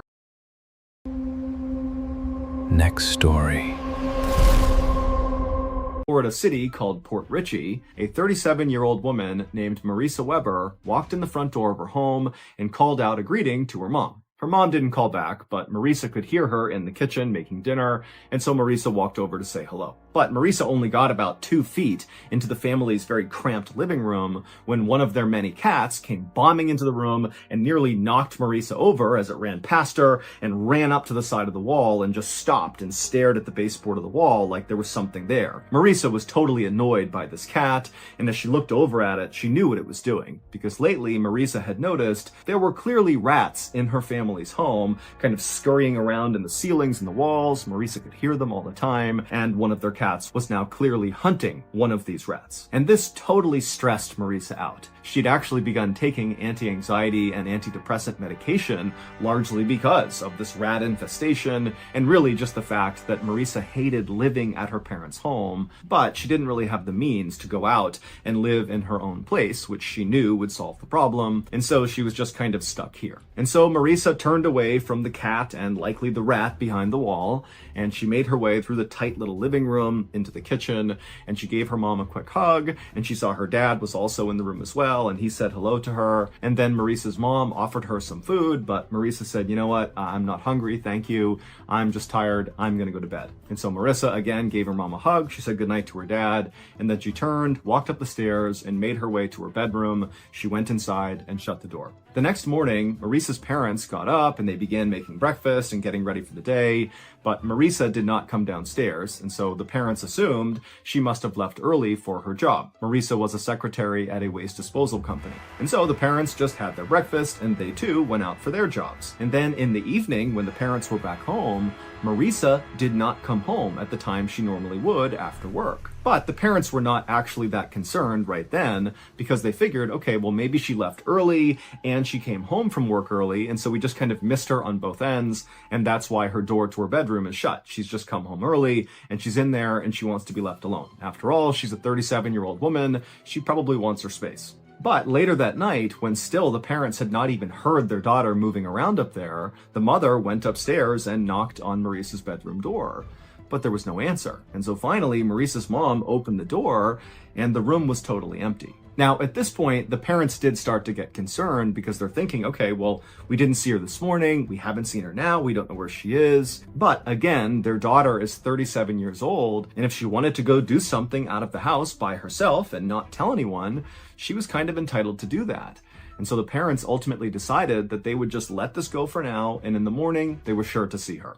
But the next morning, the parents still had not heard from Marisa, she had not come home, and now they were officially starting to panic. In particular, the mother was worried that Marisa might have been kidnapped or something going to or coming back from work, because Marisa was only 5'3" tall and maybe 100 pounds, so she was really small. And so Marisa's mom called her other daughter, Gina, in a total panic, saying, you know, your sister, she's missing. We don't know where she is. She might have gotten kidnapped. You know, come over and help us figure out what's going on. And so Gina came over to the house. And when she came inside, she told her parents, you know, let's stay calm here. Marisa, she's 37. I'm sure she's fine. Let's search the house and see if there's some note or something from Marisa explaining where she is and what she's doing. And so the family searched the whole house, starting with Marisa's room, but they couldn't find anything that gave them any clues about what happened to Marisa. But they did eventually find Marisa's purse that was still in her room, and when they opened it up, they saw her wallet was still inside. And so that sent up a huge red flag for the family. You know, they're thinking, why would Marisa go anywhere for an extended period of time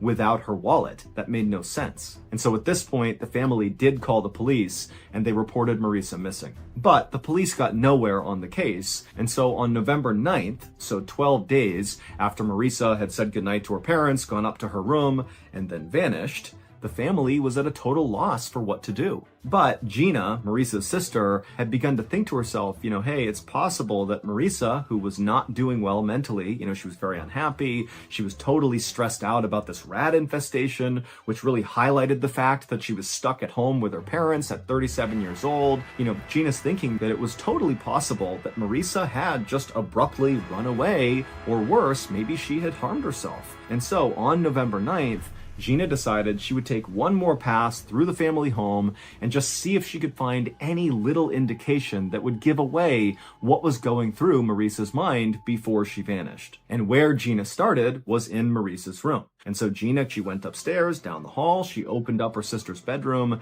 and she walked inside, and you gotta picture this space. It was totally cluttered, almost like a hoarder's space. There were piles of clothes that were taller than a human person. I mean, this room is totally packed with stuff. But Gina, she took her time kind of walking through the room, looking everywhere, kind of sifting through all the piles of junk and clothes and everything in the room, and she couldn't find anything. But then at some point, her attention was drawn to her sister's bookshelf. And she looked over at it, and she thought she saw something odd right in the middle of the shelf. Now, Gina had a flashlight with her, and even though the light was on in the room, she still lifted up the flashlight and turned it on and shined it at this thing in the middle of the bookcase. And when she saw it, she screamed. Based on Gina's discovery, here is what happened to Marisa Weber on October 28th, 2006, the night she disappeared. That night, Marisa had come home. She saw her mom and dad in the kitchen. She was offered food. She turned it down and said, "I'm tired. I'm going to bed." She went upstairs. She went into her room, closed the door, and sat down on her bed. Then Marisa grabbed a pill bottle next to her bed, which contained morphine and codeine, which are two very powerful painkillers. They're opiates, so highly addictive. She popped a few of those, and then she rolled a marijuana joint and smoked that, and then she grabbed the TV remote and sat back on her bed, getting ready to zone out. But when she tried to turn on the TV, which was sitting on this bureau on the other side of the room, it didn't turn on. And right away, Marisa knew that the TV likely had become unplugged. This was something that happened periodically. The room was so packed with stuff that sometimes when Marisa was just navigating through her room, the stuff would bump into the bureau, and that would in turn jostle loose the plug from the TV. But the TV was actually not plugged in right behind where this bureau was. The TV was sitting on the bureau, but the plug ran down and kind of to the side of the bureau behind this huge bookcase that was pressed right up against the bureau. But this bookcase was so loaded down with books and things that Marisa had collected over the years that not only could you not really reach through the bookcase to the wall, but it was too heavy. You couldn't move the bookcase. And so the only way to access this plug from the TV was to climb on top of the bureau where the TV was and kind of reach back and grab the plug behind the bookcase and plug it back in. And so Marisa, who was likely beginning to feel the effects of all the drugs she had taken, climbed on top of this bureau and she reached back behind this 6-foot-tall bookcase and she began trying to grab the plug, but it was just out of reach. And so she leaned farther and farther and farther until she finally grabbed the plug. But when she managed to plug it back into the wall, she slipped forward and fell headfirst into this tiny space behind the bookshelf and the wall, and she got pinned upside down. Now, we don't know why Marisa didn't begin calling out for help. Perhaps she was so under the influence of these drugs that she couldn't really process the situation and didn't know what she should do. Or maybe she was embarrassed about the fact that she had somehow gotten trapped upside down behind her bookcase. But either way, she didn't call out for help right away. And unfortunately, what happens when a human body is trapped upside down long enough is all the blood rushes to the upper part of your body. It causes your eyes eventually to pop out of your head. It feels like your head's going to explode. But the real problem is all that blood pools around your lungs and restricts your lungs and makes it really hard to breathe. And critically, if you can't take a big breath in, you can't project your voice loud enough to call out for help. And so Marisa did not call out for help during those first critical few moments she was trapped behind the bookcase. And then when she realized she absolutely couldn't move, she didn't have the lung capacity to call out for help. And so likely for 1 or maybe even 2 days, Marisa remained upside down behind this bookshelf and likely was aware of her family coming in and out of her bedroom looking for her, but she was not able to vocalize. She could not get their attention, and so eventually she died. Marisa's family would say when they were looking for Marisa in her bedroom while she was dying behind the bookcase, they said they did hear sounds, but it sounded like the rats that were running all over their house. And so they didn't know it was actually likely Marisa moving around behind the bookcase trying to get their attention because she can't use her voice. And then after Marisa died, her family did continue to go back into her room to look for her, and they began to smell something funny, which was Marisa decomposing. But the family didn't know that, and they chalked it up to the fact that the room was really messy. And again, there are rats in this house. I mean, this was not a clean space. And so they kind of thought, okay, the smell can't be anything serious. It wasn't until November 9th when Maurice's sister, Gina, was back in Maurice's bedroom and she looked over at the bookcase and she saw something strange. What she saw was her sister's foot right behind the bookcase. Gina couldn't really process it, so she got her flashlight out, she shined it on. Next story. An Ivy League trained American chemist named Karen Wetterhahn started experiencing tingling in her lower extremities. Now, it was uncomfortable, but it wasn't enough discomfort to warrant going to a doctor or really being concerned about it. She figured it was just something kind of minor and it would go away on its own. But shortly after this tingling began, Karen started noticing she was having balance issues. She would be walking down the hallway at the university where she worked when inexplicably she would just lose her balance and start stumbling and would either fall to the ground or would have to lean up against the wall to steady herself. She tried to convince herself that she was just being clumsy or that she was just really tired and that's what was causing it. But shortly after these balance issues presented themselves, Karen was hit with a host of other health issues. Her speech became awkwardly slow and slurred. She began hearing this white noise ringing in her ear that just wouldn't go away. And her field of vision drastically narrowed to the point where it was like she was looking through 2 toilet paper rolls. Karen's husband brought her to the hospital where she underwent this very lengthy and involved examination, which involved spinal taps and brain scans to try to figure out what was going on because at first, none of the doctors had any idea. After the testing was complete and Karen was sleeping in a hospital bed and her husband was sitting by her side, a doctor walked into the room with a clipboard and he had this odd look on his face, like the news he was about to deliver he didn't really even understand. And so he consulted his clipboard one more time, looking at some paperwork, and then he looked up and he looked at Karen and then he turned to Karen's husband and he just says to him, "Sir, does your wife have any enemies?" It would turn out Karen was suffering from a severe case of mercury toxicity. Mercury is a naturally occurring metallic element that is poisonous to humans in all its forms. And Karen had so much mercury in her body, in fact she had 80 times the toxic threshold, that doctors believed this had to have been an intentional poisoning, that someone must have attacked Karen trying to kill her with mercury. But Karen's husband said, I don't think my wife has any enemies. And then when Karen ultimately woke up, she reiterated that sentiment, that she did not have any enemies. The doctors, who knew Karen was a chemist, they asked her, have you had any recent exposure to mercury? And through slurred and difficult to understand speech, Karen would say that she had.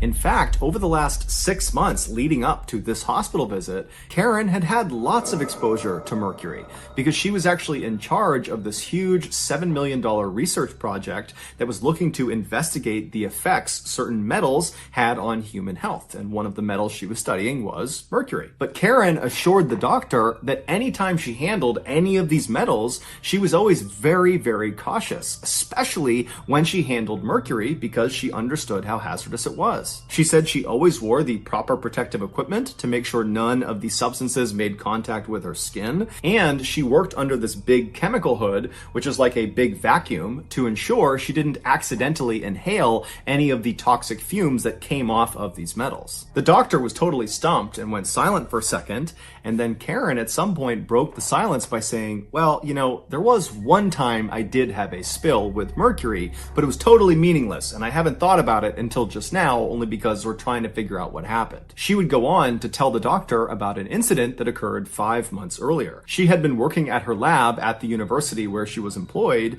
when she accidentally spilled 1 or 2 tiny droplets of mercury onto the top of her left hand near her thumb. Now, she was wearing all of the prescribed protective equipment, including latex gloves on her hand, and so when she saw these droplets on her hand, she wasn't concerned for her health. She just followed procedure. She stopped what she was doing, she wiped the droplets off, and then she left her workstation, she threw away the contaminated gloves, she thoroughly washed her hands, and then put new gloves on, and then just went back to work and didn't think much of it. The type of mercury that Karen had spilled on her hand was called dimethyl mercury. This is not the same thing as the shiny silver liquid we see in old thermometers. That is a hazardous substance, but it's nothing compared to dimethyl mercury. Dimethyl mercury is a clear liquid that is considered to be one of the most toxic substances on the planet. After hearing this story from Karen, the doctor agreed that overall this did seem like a kind of meaningless event because she had followed all the proper procedures and those droplets had landed on her gloves gloves, not on her skin. But since they had no other leads to operate on, he thought it would still be a good idea to test to see if dimethylmercury could penetrate through latex. And sure enough, after they ran some studies, they found it could. In fact, the latex gloves that all these scientists were told to wear when handling this particular substance, they did nothing. The dimethylmercury would penetrate through the latex in seconds. But even though they had just solved the mystery of how Karen got mercury toxicity in the first place, what no one could understand was why Karen was still suffering from the effects of mercury toxicity if her only exposure to it was 5 months earlier, just that one time. Typically, people who have mercury toxicity, they will get better as soon as the source of their toxicity is removed. Meaning, when the mercury goes away, they get better. And it's because the mercury kind of pools in their bloodstream and their body will naturally excrete it and they'll get better. But unfortunately for Karen, it would turn out dimethylmercury is a little bit different. It's far more lipophilic than other types of mercury.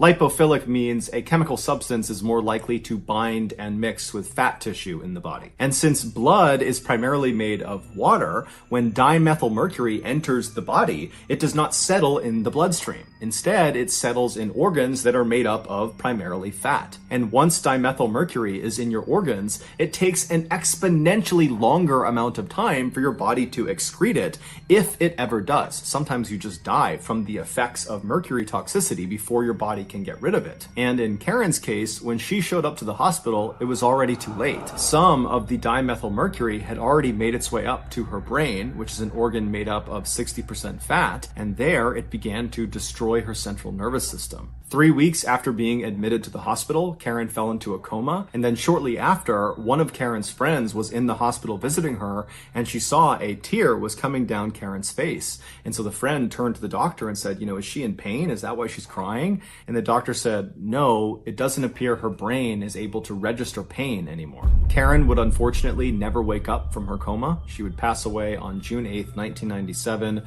roughly 10 months after those little droplets of dimethylmercury landed.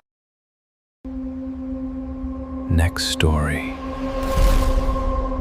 Okay, back to the stories.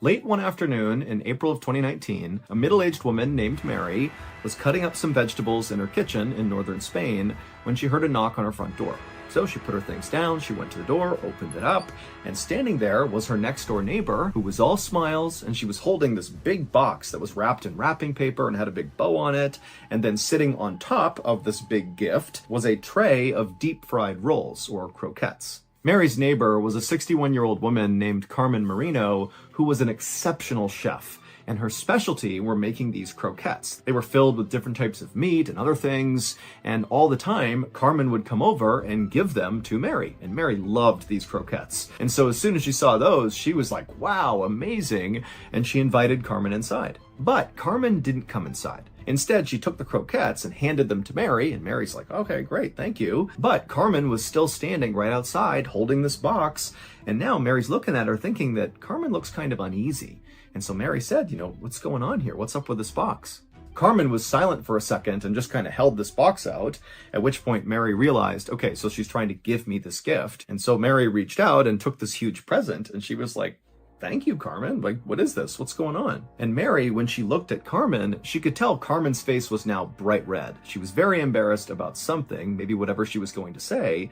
And so Mary just waited for Carmen to speak. And so eventually she would clear her voice, and then she would say, Mary, this is really embarrassing, but I need you to hold on to this box for a little bit. It contains my sex toys, and I'm having company over at my house, and I'm just worried that somehow they're going to find these things. Mary was so caught off guard by what Carmen was telling her that she just started laughing. But Carmen didn't join in on the laughter. She just kind of looked down like she was totally mortified. Mary stopped laughing because she felt bad, and then Carmen kind of elaborated on why she had this huge box full of sex toys.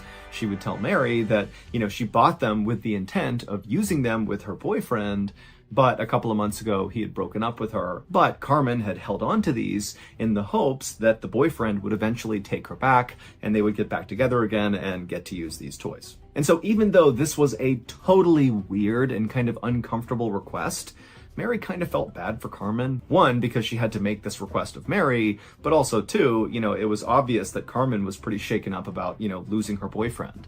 And so Mary said, you know what? No problem, Carmen. I will look after your sex toys and I will enjoy your croquettes. And Carmen was so relieved and said, thank you so much. And then she turned and hustled back to her house. And then Mary shut the door and she brought the croquettes into the kitchen and she tried one and it was so good. And then she took the big box of sex toys and she went into the hallway. She opened up a closet and she put it on the top shelf and then shut the door.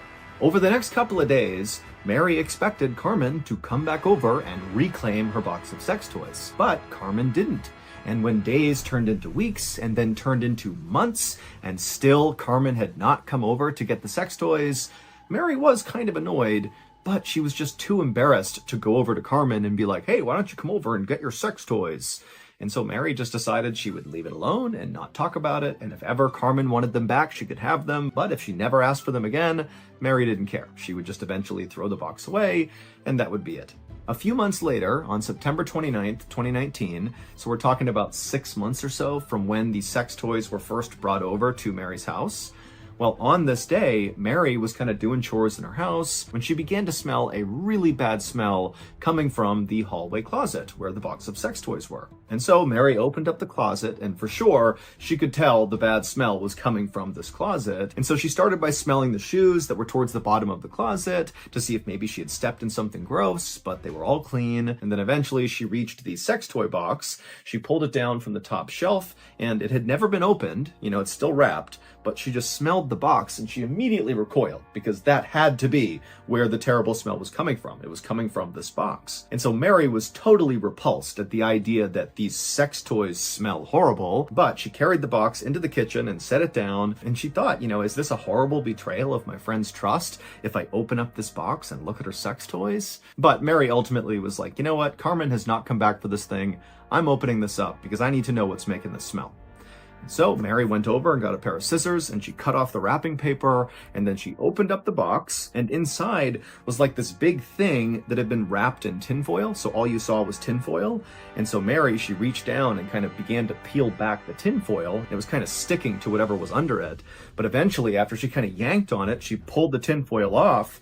And when she saw what was in there, she began screaming and ran outside and called the police. It would turn out Mary's neighbor, Carmen, who owned the box of sex toys, well, her boyfriend didn't just break up with her a couple of months before she brought the sex toys over. No, her boyfriend, who was a 67-year-old man named Jesus Baranda, he went missing around the time that supposedly Carmen and her boyfriend broke up. And so naturally, Jesus's family began looking for Jesus, and when they couldn't find him, they called the police. And eventually the police called Carmen and said, hey, you were dating Jesus around the time he went missing. We're going to need to come to your house and search it. And when Carmen heard that, she knew she had a big problem, because Carmen had murdered Jesus and cut his head off with a chainsaw, and she still had his head in her house. And so what did she do? Well, she boiled his head down, and then she put it in a box, wrapped it in tinfoil, and then she wrapped that box in wrapping paper, put a bow on it, and then went next door to Mary's house and said, hey, can you hold my sex toys for me? Because she knew Mary would likely not look in the box if it was sex toys. And so Mary took the box, put it in her closet, and then of course, the smell began several months later, and she would discover Jesus's head. Carmen was convicted of murdering her boyfriend, and she was sentenced to 15 years in prison. Police were never able to locate the rest of Jesus. All they had was his head. But there's a running theory that Carmen may have used the rest of her boyfriend's body and ground it up and then baked him into her croquettes that she gave out to people like Mary and other people. Next story. Was a 21-year-old senior at Tulane University in New Orleans, Louisiana. She was studying ecology and evolutionary biology and planned to pursue a career in scientific illustration after graduation. This was a field that combined her skill as a scientist, her incredible artistic ability, and her general love of nature. But despite her intellectual brilliance, what Meg was actually known for was her very uplifting personality. When her mother was asked what her daughter was like, she said, well, it's like trying to describe what it's like to feel the warmth of the sun. There are not words to accurately describe what that feels like. and that was Meg. She was radiant, she was joyous, she was adventuresome, she was kind, she was really just a wonderful person to be around. In March of that year, just 2 months before their graduation, Meg and two of her close friends decided to go on a trip for spring break. This would be their last spring break as students, and they wanted to enjoy it. Because they were all in excellent physical condition, they decided they would spend the week hiking in Georgia. When Meg told her family about her big plans, they could tell she was extremely excited, and they just told her, be safe and we'll see you when you get back. On the morning of their departure, which was March 5th, Meg packed her suitcase into the trunk of her small green sedan, and then she drove over to her two friends' apartment building, and they came out and they put their suitcases into the car, and then once the car was all packed and all three of them were inside, they hit the road. The drive from Tulane University to this area in Georgia where they'd be hiking took about 8 hours if you didn't stop. But none of them were in a particularly big rush, and so they figured they would just stop along the way, and if they got to Georgia super late at night, so be it. After being on the road for 2 hours without stopping, they all needed to use the bathroom. And so Meg decided to pull over at the first rest stop she saw. And the first one she saw was in this residential town in Mississippi called Gaucher. So she pulls off the highway into this very nondescript rest stop, and all three of them get out. They go into the main building and they use the restroom. Meg was the first one to be done, so she came outside and she waited right near the bathroom door. And then her two friends, they finished up as well. They came out, and then the trio began walking back towards the parking lot where Meg's car was. At the same time, a man driving an 18-wheeler tractor-trailer truck was bombing down the highway right outside of this rest stop, and right before he was going to pass the area where this rest stop was, he heard something fall off the back of his truck. He instinctively checked both of his mirrors to see if maybe he could see what had fallen off, but he didn't see anything in the road, and so he just pulled over onto the shoulder and got out to see what was going on. When he walked towards the back of his truck, he expected to see, maybe one of the back doors had popped open or something like that. But even before he made it to the back of his truck and could even look at those back doors, he already knew what had fallen off the truck. 2 of his back tires were just gone. This truck had what's called dual rear wheels, which meant on the axle, there was not just one wheel on each side. Instead, there were 2 wheels on each side. So 4 wheels across one axle. And so each of these 2 wheels were bolted together and would turn at the same time and kind of functioned like one big fat tire. This gave the truck more stability and safety when it was towing. The driver, in a panic, looked back down the road in the direction he had just come, hoping to just see the tires somewhere, but they weren't anywhere to be found. And so, not really knowing what to do, he just instinctively called his boss and told him what was going on. And his boss just said, "Hold tight, I will send help out to you." And so this driver is left to just stand on the side of the road and wait for help to arrive. And so as he's doing that, he's just staring back down the road in the direction he had just come, as if these tires are just gonna magically appear. And as he's looking in this direction, he starts to notice on the other side of the highway, there are police cars and ambulances streaming into a rest stop that he had just passed. And it was the rest stop where Meg and her 2 friends had been. It would turn out when these 2 tires became dislodged from this truck, they went careening across the highway to the other side, across oncoming traffic, all the way up into this rest stop, and they crashed directly into Meg right as she was climbing back into her car. These 2 tires combined weighed almost 1,000 pounds, and so the impact killed Meg. She was pronounced dead on the scene. After an investigation, it was not conclusively determined what actually caused these tires to fall off. The likely cause was they were missing a small part known as a locking washer that costs $3 and is very easy to acquire. But regardless, at this point, the incident is considered. Next story. Cranbrook, which is a small snowy town in British Columbia, Canada, used to be a place no one had heard of. Then Isaiah Otieno changed that. In 2006, an 18-year-old smiling young man named Isaiah Otieno stepped off of a plane in Cranbrook and began making his way toward the baggage claim. As he walked, everyone in the airport stopped and stared up at him. Isaiah was 6'9" tall, and he was from Kenya, making him easily one of the most unique people in all of Cranbrook. Isaiah, who was the son of a Kenyan politician, had worked really hard to earn his slot at the local university, called the College of the Rockies. His plan was to use that degree to get a great job so he could help support his family back in Nairobi. Not long after the first semester of Isaiah's freshman year had started, he was not only flourishing academically, but also socially. His big smile and his charm and his incredibly good manners had earned him many friends, as well as the nickname the Gentle Giant. But the person Isaiah most closely bonded with while he was in Cranbrook was another student named Isaac Hockley. Isaac, in addition to being a student at the College of the Rockies, was also a passionate photographer and actually worked part-time for the local newspaper as a freelance photographer. Isaac and Isaiah had briefly met in late 2006 at their campus's billiard halls when they were both playing pool, but that interaction had not made them friends. What had cemented their friendship and made them very, very close was one night in early 2007, Isaiah had gotten a job as a bouncer at a local bar because he's 6'9", and so he was the bouncer. And Isaac had come to that bar, not to see Isaiah, just to go to the bar. And so Isaiah's at the front, he's checking people in, and then he hears this commotion in the bar behind him, and he turns and he sees Isaac is getting attacked by this huge guy that's way stronger than him, who looked like he was the aggressor in the fight.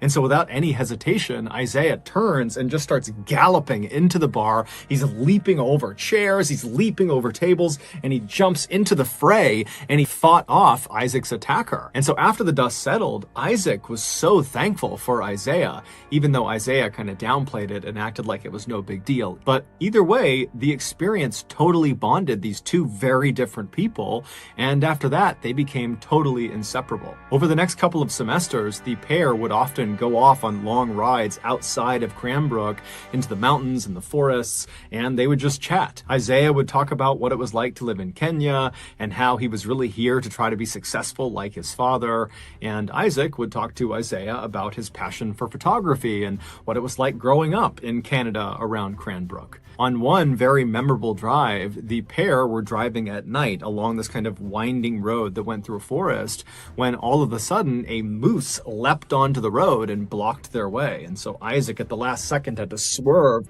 to avoid the moose. But ultimately, they did not get into an accident and it was just a close call. So Isaac was totally fine. He had kind of recovered within seconds of getting past the moose.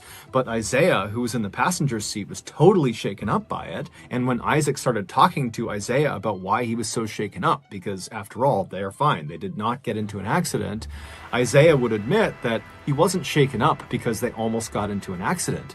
He was shaken up because he saw a moose. He didn't know moose existed, and so seeing this enormous creature suddenly in the middle of the road right in front of them just had totally spooked him. And so after this, Isaac loved to bring this story up as a way of kind of making fun of Isaiah for his fear of moose, but it was totally in a loving way, and Isaiah would always laugh right along with him. But despite how well everything was going in both Isaiah and Isaac's lives to that point, everything would come crashing down in 2008. On May 13th, 2008, so 2 years after Isaiah showed up in Canada, Isaac got a phone call from his employer, the local newspaper, who told him he needed to head into town to take some pictures of a crash that had just happened. A helicopter had been flying over Cranbrook conducting a power line survey when they had lost power and crashed. And all three people, the pilot and the two people in back who were actually doing the survey, they all died on impact. Isaac, like everybody else who heard about this, was totally shocked.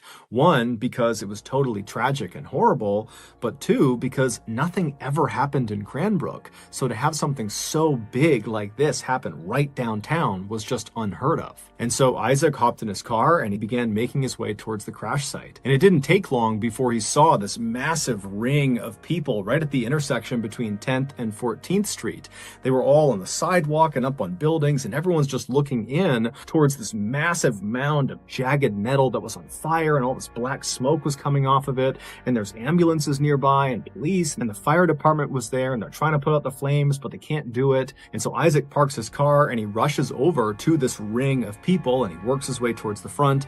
He pulls out his camera and he began taking pictures, first of the wreckage and the fire, and then also also of the police as they put tarps over the bodies. Little did Isaac know, these pictures he was taking were about to take on a whole new significance for him. Earlier that day, just before 1 p.m., Isaiah wrapped up his final class of the day, and after he was done, he remembered he had some letters in his backpack that he had been meaning to mail to his family back in Kenya. And so he decided on his way home, he would make a detour to the post office and he would mail those letters. And so he left the building where this final class was and he stepped out into the bright sunshine of that May day.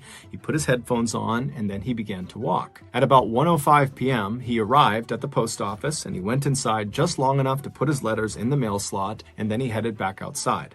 1 minute later, at 1:06 p.m., as he was crossing 10th Street, the helicopter above lost power and crashed directly on top of Isaiah. Within seconds, he and the 3 people on board the helicopter would all be dead. It's believed because Isaiah was listening to music on his headphones, he didn't even hear the helicopter as it was crashing down. He was just walking, and then he was dead.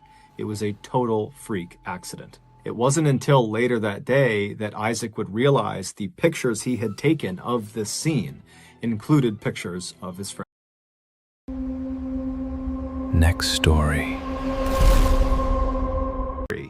A 16-year-old girl named Eileen Welch was chatting with her friends outside of her high school in Yorkshire, England. It was a few minutes before first period, and there were dozens of other students milling around outside the school, waiting for the bell to ring. Eileen was holding an armful of books and telling her friends about what she had done over the weekend, when suddenly she began to scream.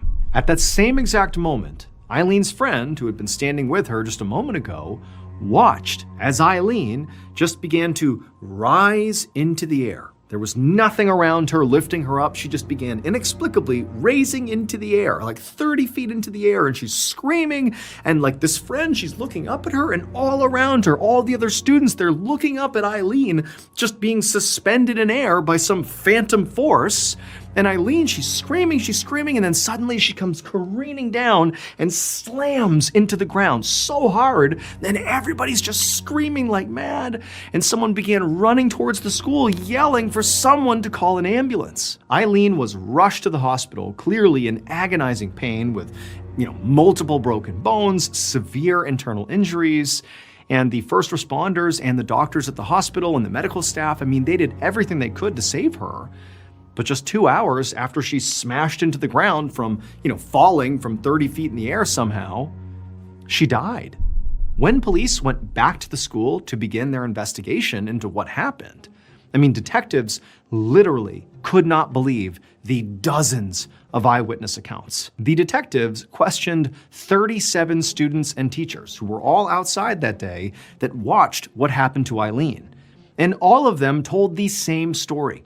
That Eileen, out of nowhere, just suddenly rose into the air like 30 feet, and she held up there for a second, and then came smashing down. Now, at first, the police just didn't believe the stories they were being told. They're thinking there's got to be more to this story. People don't just raise into the air and smash back down again. That doesn't happen.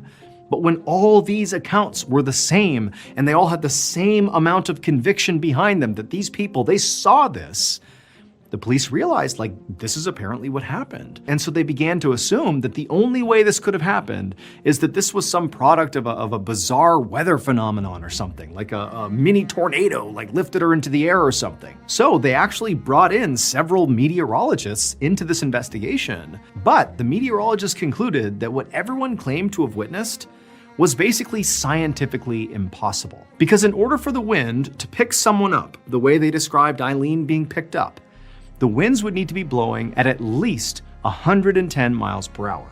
And there were no winds of anywhere near that speed reported anywhere in England that morning. And even if there had been a sudden gust of wind that was able to lift Eileen up, the reason that still couldn't have happened the way it was described is Eileen was near other people in close proximity. There's no way that she would be the only one affected. Other people would have been blown into the sky, but nobody was. It was just Eileen. To this day, none of the 37 witnesses have changed their stories, and there has never been a scientific explanation for what happened to Eileen. Next story. road toward a windowless shack on the outskirts of Mogadishu's Somalia. She was holding the hand of her 17-year-old son, Abdi, and as they got closer to the shack, she kept squeezing his hand tighter and tighter because Fatima was afraid. And what she really wanted to do was just turn around and run back home. But she knew she had to keep going because what was waiting for them inside of that shack was really her only chance to save her son's life. So Fatima and her son, they continue walking down the road, and they eventually reach the shack, and they go around to the front of it, and there's this metal door that was blocking the entrance. And Fatima, took a deep breath to steady herself, and then she knocked. And a few seconds later, a man opened the door. The man quickly greeted Fatima, but then with a very grim expression, he looked at Abdi, her son, and he pointed at him. And he said, "Are you ready?" But Abdi didn't answer. In fact, Abdi didn't even appear to be paying any attention to this man, or really paying attention to anything. He was just sort of lost in his own thoughts, looking all around. So Abdi had been a pretty typical child, but over the past few years, he'd begun acting really, really strange. It began with nightmares and panic attacks that sort of came out of nowhere. And then he also started freaking out like every time there was a loud or sudden noise. And then most recently, he'd begun getting into these strange mental states where he was so agitated and also confused and disoriented that he would sort of lash out at anybody near him, or even sometimes he would try to hurt himself. When Abdi would act like this, sometimes he would get so violent that his mother, Fatima, had to literally tie him up for his own safety. But remember, Abdi, he's 17 years old. He's almost a man, at least physically. And it was becoming harder and harder for Fatima to literally restrain him. And she was just getting really scared, not just for her own safety, but for her son's safety, for everyone's safety. Now, Fatima had taken her son to every hospital in Mogadishu, but the infrastructure in Somalia had been devastated by 2 decades of civil war. And so these hospitals are really nothing like the hospitals you would see in the West. Like, these are underfunded, the training is not great for the medical staff. Like, this is not a great place to go if you have a serious medical emergency. And so they were not able to help her with her son. And for Fatima, in her life, she had seen other people with symptoms that sort of mirrored what she was seeing with her son. And she knew from having seen these people that if they didn't get cured, unfortunately, the outcomes were very, very bad. Most of these people she had seen had wound up being chained to their beds, in locked rooms 24/7, or in some cases, these folks were chained to trees and left to die by their family who couldn't take care of them anymore. And Fatima, she didn't want that to happen to her son, and so she was willing to do virtually anything to save him. And so with that in mind, Fatima had been saving up money for literally years to try this final treatment, which was inside of this shack that she and her son had just arrived outside of. This treatment was extremely expensive, but she believed it was her only hope. And so this man in the hut, he sort of steps aside and gestures for the mother and son to come inside. And Fatima, who is very nervous, she leads Abdi, who's sort of, lost in space, inside of the hut. And then once inside, the man began sort of examining Abdi. And so while he was doing that, Fatima just sort of stepped aside and just sort of glanced around the interior of the shack.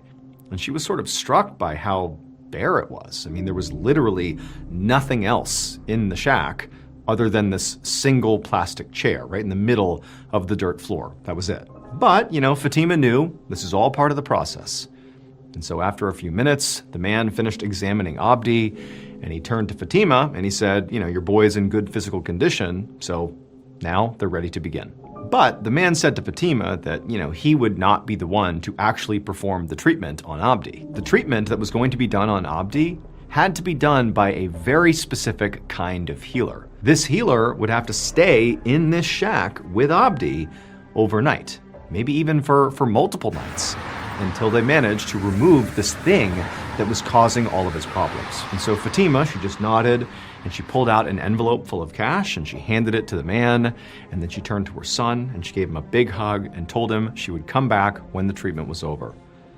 Then Fatima, as quick as she could, she just turned and left, and the man went to go and get the healer. 2 days later, Fatima walked back down that same dirt road toward the metal shack. And this time, she was hopeful. I mean, she was expecting to see her son standing outside, waiting for her, grinning like he used to before, he got sick and everything changed. But instead, as she approached the shack, all she saw was that same man who was sitting in a chair outside of the shack. And when he looked up and saw Fatima, he just looked down and shook his head. Fatima immediately ran forward and began screaming like, "Where's my son? What happened?" And the man tried to restrain her as she reached the door of the shack, but she pushed past him and she opened up the door, and there, on the floor of the shack, was Abdi. And his body had clearly been slashed and torn all apart. But then before Fatima could even process this just horrific scene in front of her, she heard this high-pitched laughter coming from somewhere behind her.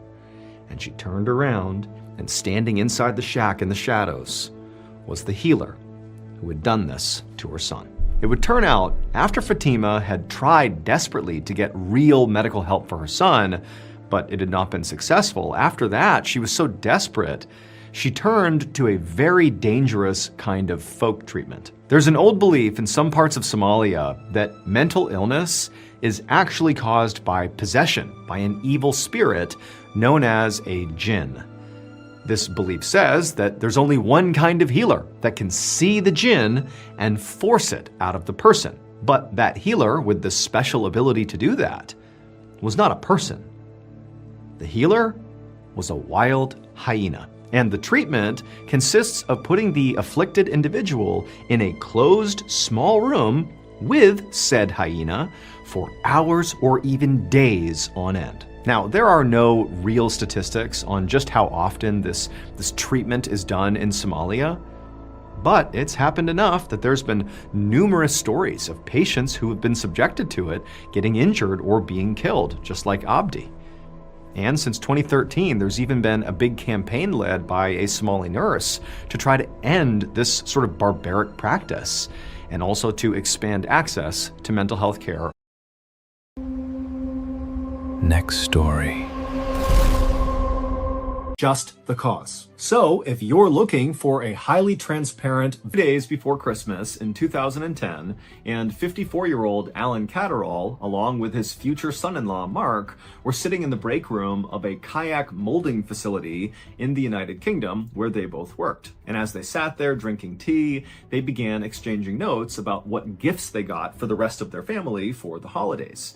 And as they spoke, they both were very careful to keep their voices very quiet in fear that someone might overhear them, because Alan's wife and daughter also worked at this kayak company. Alan had worked for this company for 10 years, and even though it was backbreaking work a lot of the time, he loved it because it meant he got to spend all this time with his family basically 24/7. It was only 7 a.m., which meant Mark and Alan had just started their shifts, but they were already taking this break to talk about Christmas because they were so excited about it. But they finally said, okay, we do need to go to work, and so they put their cups in the sink, and then Alan made his way down to the factory floor, and his future son-in-law Mark made his way up to the control room. On the factory floor, where Alan was heading, was where all the special machinery was inside of these little rooms where the kayaks were actually molded and put together. And it was Alan's job to make sure the machinery was clean and operational. The machinery inside of these little kayak making rooms was very customized and very finicky, and so Alan was one of the few people at the company who really understood what made it work and what would cause issues, and so he was very valuable at the company. That day, Alan knew one of the circuit boards for one of these molding rooms had shorted out, and so the leadership had decided to shut down that particular molding room while the circuit board was fixed. And so when Alan went down and began checking out each of these molding rooms, he knew which one had been shut down. So he knew when he went in there, it was not going to be operational. But when he went into that particular molding room, he noticed that it really needed a good clean. When these kayaks were made inside of these molding rooms, a lot of times the excess plastic would kind of seep out of the actual mold, and it would get caked to the walls, and it would flake all over the ground. And so periodically, Alan would clean these rooms, and he figured right now, with this one shut down, he might as well clean it. And so Alan grabbed the crowbar, and he headed into this shut down molding room, and he got to work chipping all this plastic off the walls and making a big pile on the ground to sweep out and throw away. But as Alan chipped away at all the plastic, The doors leading into this molding room shut. And so suddenly Alan was cast into total darkness because his only light before that had been coming through these doors. But that was the least of Alan's worries. He knew that if these doors were shutting, these doors were automatic, that meant that the circuit board had to have been fixed, and they didn't know he was in here. And so now this molding room must be operational, which meant he only had minutes to get out of this room. And so Alan ran to the door, and with his crowbar, he began trying to pry the doors open, but he couldn't. These are mechanically sealed doors. They do not just open. You need to press a button to release them. But Alan's in a total panic. He knows what happens in this room, and he just can't get the doors open. And so he began banging on the door with his crowbar and screaming for anybody out in the factory floor to please stop this process that's surely starting inside of this room. Open these doors, get me out of here. But it was so loud out on the factory floor, nobody heard him. And so before long, Alan must have looked around and saw the walls inside of this tight, cramped space beginning to glow red. Because this molding room was actually just an oven. It reached almost 600 degrees Fahrenheit in about 10 minutes. And so Alan is watching as this oven is restarting, and he's sealed inside of it. And so the walls turned bright red, and then before long, the crowbar he was using to try to open the door must have become so hot he couldn't have held it. And then the ground as well would have been red hot, and his shoes would have begun to melt. And then the air temperature inside would have gotten so unbelievably hot, he couldn't have breathed. And so screaming in pain and pounding on the door, leaving his skin on the door every time he hit it, Alan eventually just collapsed to the ground in unimaginable pain as he cooked alive. Finally, when Alan caught on fire and black smoke began coming off of his body and pouring out onto the factory floor, the factory realized there's a problem with this molding room, so they turned it off, they opened it up, and they discovered Alan. It would turn out, after Mark and Alan had chatted about Christmas in the break room and then parted and gone their own ways, Alan had gone down to the factory floor and inside of that molding room, and his future son-in-law, Mark, had gone up to the control room where he would have no visibility of the factory floor. All he had was this big switchboard full of lights and switches and gauges that controlled all of the molding rooms. And not long after he got up there and was looking at the control panel, he saw a blinking light come on. And it was for the molding room that Alan was working inside of. And that blinking light meant someone had fixed the circuit board, and so that molding room now had power. And so reflexively, Mark just turned it on. And when he did that, the molding room began its restart process, which included sealing its doors and turning on the oven. And inside of that molding room, there were no safety escapes. In fact, there was really no safety precautions at all with regards to these ovens. And so as soon as Mark flipped that switch, he had killed his future father-in-law. 5 years later, the Kayak Molding Company was convicted of corporate manslaughter and fined £200,000. Also, the man who actually designed these molding rooms with no safety precautions in mind, no emergency exits, nothing, he was fined £25,000. Next story. ShopRite in Hackensack, New Jersey, Tayyab noticed a sign on the back wall that was advertising for a Moneyball jackpot lottery. And he had decided to use the $5 refund to buy 2 lottery tickets. And so he buys these 2 lottery tickets, and the next day, that store set back off the road he went to was a convenience store, a 7-Eleven, and the machine he was using was a machine that scanned your lottery tickets to see if they were winners. And so the first ticket he scanned, it was a dud, it didn't win anything. But the second ticket, when he scanned it, it couldn't process the amount of money he had just won. And so that's why it told him to see the receptionist. And so he brought the second ticket up to the counter, he handed it to the woman, and after she scanned it and saw the amount of money he had won, all she could do was say, "Oh my God, oh my God, oh my God." And when he asked her, what are you looking at? What happened? She just goes, "Big." And so when he got home, Tayyab handed that slip to his wife, and on it was the amount of money that he had won.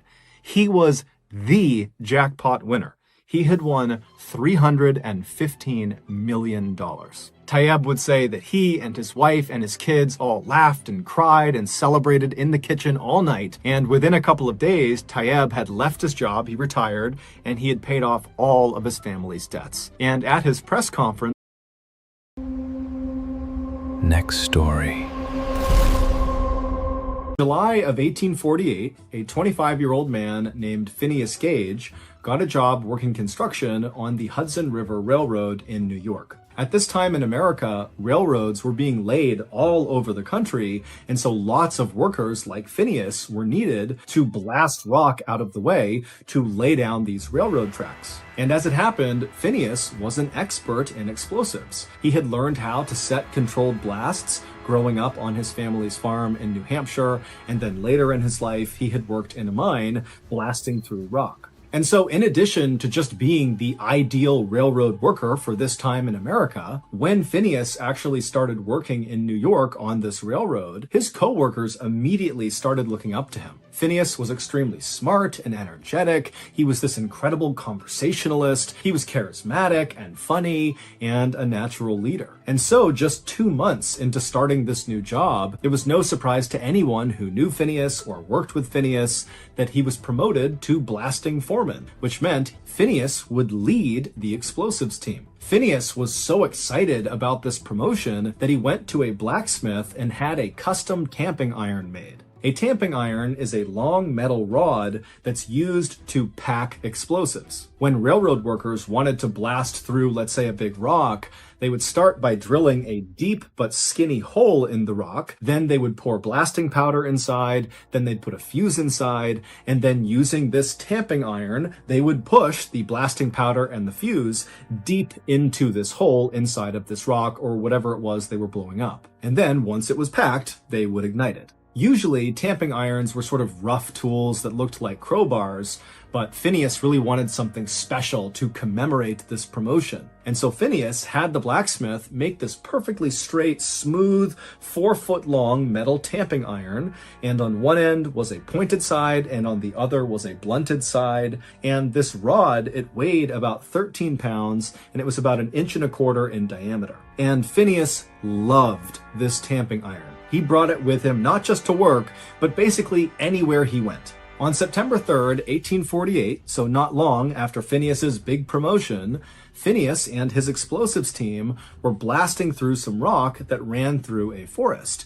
And Phineas, he was right up front over the blasting site, helping them prep the explosive. His team had drilled that long, deep, skinny hole into the rock they were about to blow up, and then blasting powder was put inside, a fuse was put inside, and then Phineas took his tamping iron and began packing the powder and fuse deep into the rock. And the way he did this is he used the blunt end of his tamping iron to pack the explosives, which meant the pointed end was sticking out of the rock. And so as Phineas is doing this, someone behind him slipped on a rock. One of his men tripped or something, and so Phineas, with his hands kind of on his tamping iron, turned to the right to look and see what was going on. And when he did this, somehow his tamping iron that was inside of this skinny hole must have nudged against the inside of the rock, created a spark, and ignited the explosive inside of the rock, which meant the tamping iron was basically fired like a missile out of this hole into Phineas's head. It went in his cheek, up behind his left eye, up and out of his skull, and then shot 80 feet away, landing on the ground, covered in Phineas's blood and brains. This happened so quickly that for a second after this thing has blown through Phineas's head, Phineas just stood there upright with his eyes wide, and then suddenly a geyser of blood began shooting out of the top of his head, and then Phineas fell backwards onto the ground. When Phineas's body hit the ground, he began having a seizure, at which point his co-workers, who were still kind of shaken up from this sudden blast, they rushed over and tried to kind of position him in a way that he wouldn't hurt himself. But I mean, they're looking at him and he's literally missing half of his head. He's covered in blood, and they're thinking, there's nothing we could do for him but basically wait for him to die. And so all of Phineas's co-workers, who adored Phineas, just stood there very somber watching their boss die. But eventually, Phineas stopped having a seizure, and then he opened his eyes and he looked up at his crew and he sat up and he said, "What happened?" Now remember, half of his head has been blown out by a 13-pound, 4-foot-long metal rod that has shot through his head. And his co-workers, when they heard how clearly he was speaking and how focused his eyes were, they couldn't believe it. How in the world is this guy alive, let alone having a coherent conversation with them? And so the co-workers told Phineas, "Please lie down, we'll get you help, lie down, relax." But Phineas, who still had blood also shooting out of his head, just kind of stood up casually and walked over to the railroad cart and signaled for his crew to take him back into town. And so the crew, they're looking over at Phineas, who now is literally head to toe just red from blood. Still bleeding, but less so, and he's just sitting on the railroad cart waiting for them. And so they walk over to him and they start the slow 1-mile journey into town on this railroad cart. And the whole time they're all kind of looking at Phineas, expecting him to die any second. But instead, Phineas is just kind of looking around with half of his head. And at some point he pulled out his logbook and carefully wrote down what time they were leaving their work site to make sure his crew was accurately paid. And then finally they reached town and Phineas was still very much alive and looking around, acting like nothing had happened to him. And the co-workers helped him to his hotel, and Phineas just sat outside on a chair in front of his hotel, just people watching, while his crew went and got a doctor. A doctor soon arrived, and he too was completely shocked at Phineas's appearance, but even more so was Phineas's eyes. He looked at the doctor, and his eyes were totally focused, like he was all there, totally lucid, looking at the doctor, waiting for him to come over and help him out with his little injury. And when the doctor kind of timidly approached Phineas, Phineas very famously said as he sat on his chair, "Doctor, here's business enough for you." Like everyone else, the doctor fully assumed that despite Phineas's miraculous recovery from this injury, that he would soon die from this horrific wound in his head. And so the doctor moved Phineas up into the hotel, put him in a bed, and then basically made him comfortable. Now, the doctor at this point was not trying to save Phineas. He felt like there was nothing he could do to save Phineas. At this point, it was like mercy. Let's make this as pain-free as possible for Phineas as he inevitably dies from this injury. But Phineas didn't die. He would break out of it and basically be okay again. However, his personality at first, after he came out of this state of delirium, was not really the same. No longer was he this funny, smart, charming, confident leader. Instead, he was this guy who seemed to have lost all of his inhibitions and was kind of childlike. He swore all the time. He would tell people he had these crazy plans he was going to go do, but he would never follow through with them. And he would tell his nieces and nephews these wild stories about himself that were obviously made up and not even close to reality. But overall, he was okay, even though you could see his brain pulsing underneath his skin on the side of his head that had been blown off. And within a couple of years of this injury, those changes to Phineas's personality kind of faded, and he really did become old Phineas. However, there was one unique quirk to Phineas post-injury that never went away. And that was Phineas's kind of unhealthy love for the tamping iron that had blown through his head. After his injury, Phineas kind of stopped making friends, and any friends he did have, he really didn't try to keep those relationships up. He didn't get married, he didn't have kids. Instead, the tamping iron became sort of like his best friend. He took it everywhere with him, even posing at one point with the tamping iron the way you would expect a couple to pose for a photo. 12 years after his horrific injury, Phineas would develop seizures, likely from the injury, and then he would die with his beloved tamping rod right by his side. His case changed neuroscience forever by showing that an injury to the brain could affect specific personality traits. Today, Phineas's skull and his tamping rod are on display at Next story. Using that pipe to try to dig a hole in his wall, and she heard Ronald smashing the pipe on his door, and she must have heard muffled shrieks and yells, but she didn't know what they were and kind of just decided it wasn't her business. But when Ronald's house went from all these strange sounds to silence, that was when she called the police and said, "Hey, I had heard some digging sounds coming from the bungalow, and now I don't." And so when those two police officers arrived at Ronald's bungalow, they went inside, they went down the hallway, they went into the bedroom where Ronald had gone, and they saw this huge wardrobe, which is a big wooden piece of furniture, toppled over right in front of the closet. And at the bottom of the closet, they saw two human feet protruding from underneath that little space at the bottom of the closet. Those feet belonged to Ronald. He had managed to force his feet underneath the closet, but of course, he could not have fit underneath the closet door.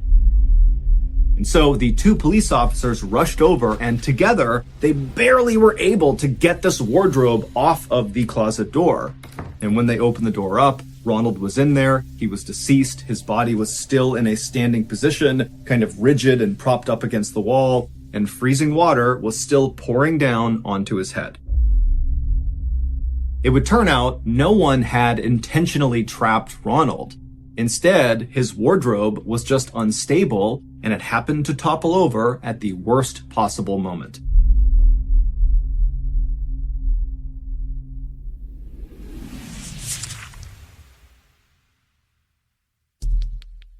The next and final story of today's episode is called The Mayor.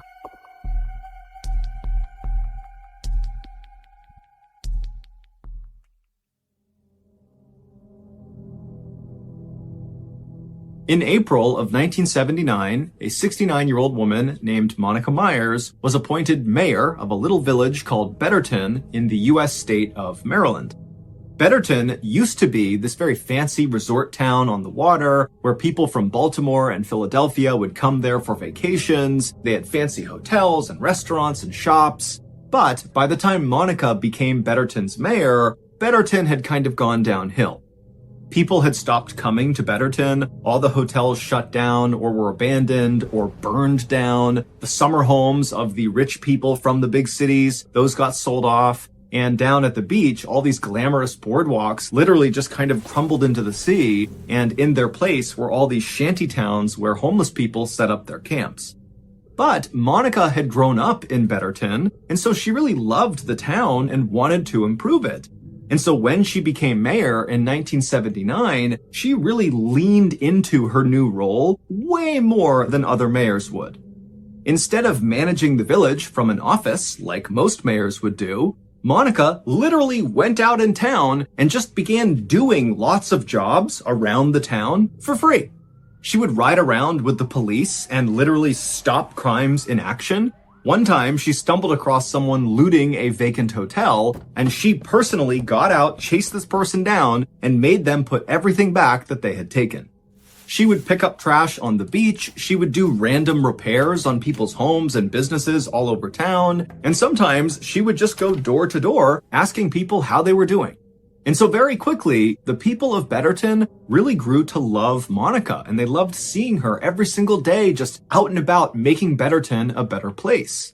And so, on March 20th, 1980, roughly 1 year into Monica's tenure as mayor, it was immediately noticeable to the people of Betterton when Monica was nowhere to be seen. That day, she did not go to the police station in the morning like she normally did. She was not seen at the beach doing her trash pickup, and she didn't knock on anybody's door. And so by mid-morning that day, the people of Betterton, all 120 of them, were basically out in force looking for Monica. And at 11:30 a.m., the police in Betterton got a call about Monica.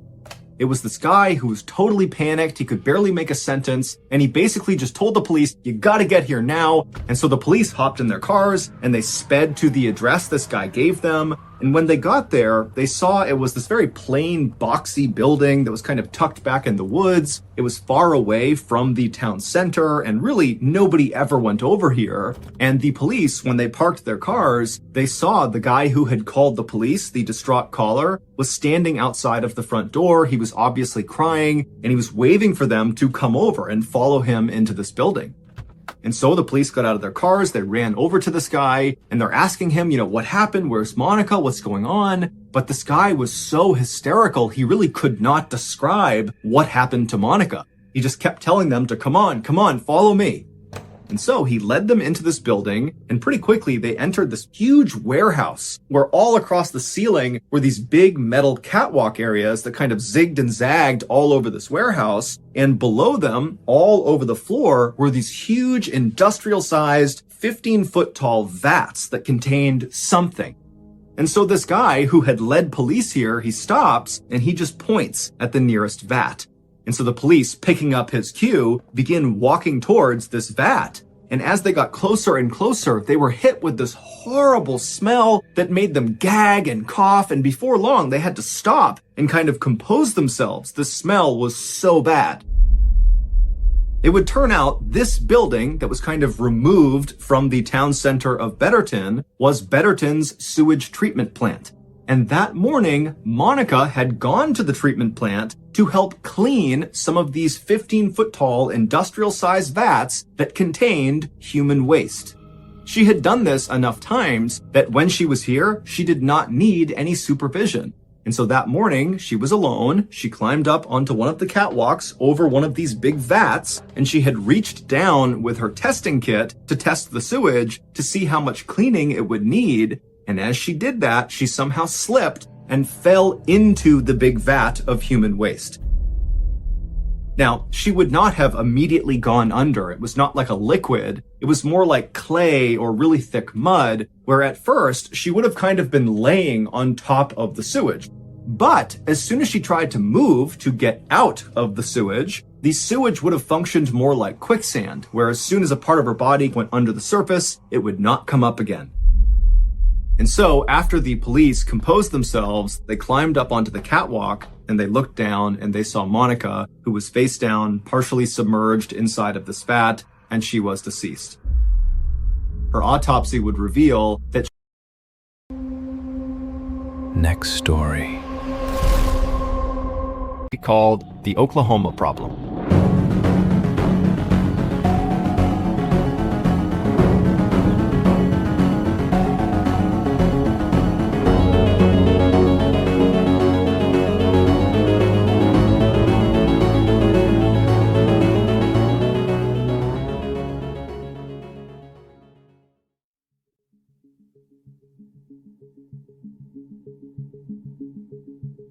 In the spring of 2021, 52-year-old Texas resident Karen Davis got married, and then after the ceremony and after the honeymoon, she went through the process of changing her last name from Davis to McBride to match her husband's last name. After the change was done, the last step was to get a new driver's license with the new name on it. So Karen emailed the local DMV, or Department of Motor Vehicles, to set up a time for her to come in and make the change to her license. But after she sent that email, the local DMV immediately emailed Karen back, and they told her that they could not help her with this request until she resolved an issue. Now, they didn't specify what this issue was. However, they very cryptically said it had something to do with the state of Oklahoma. And then at the bottom of the email, there was just a phone number they told her she needed to call in order to resolve this issue. And so Karen's thinking, okay, that's pretty weird, but I did used to live in Oklahoma, so that probably has something to do with it.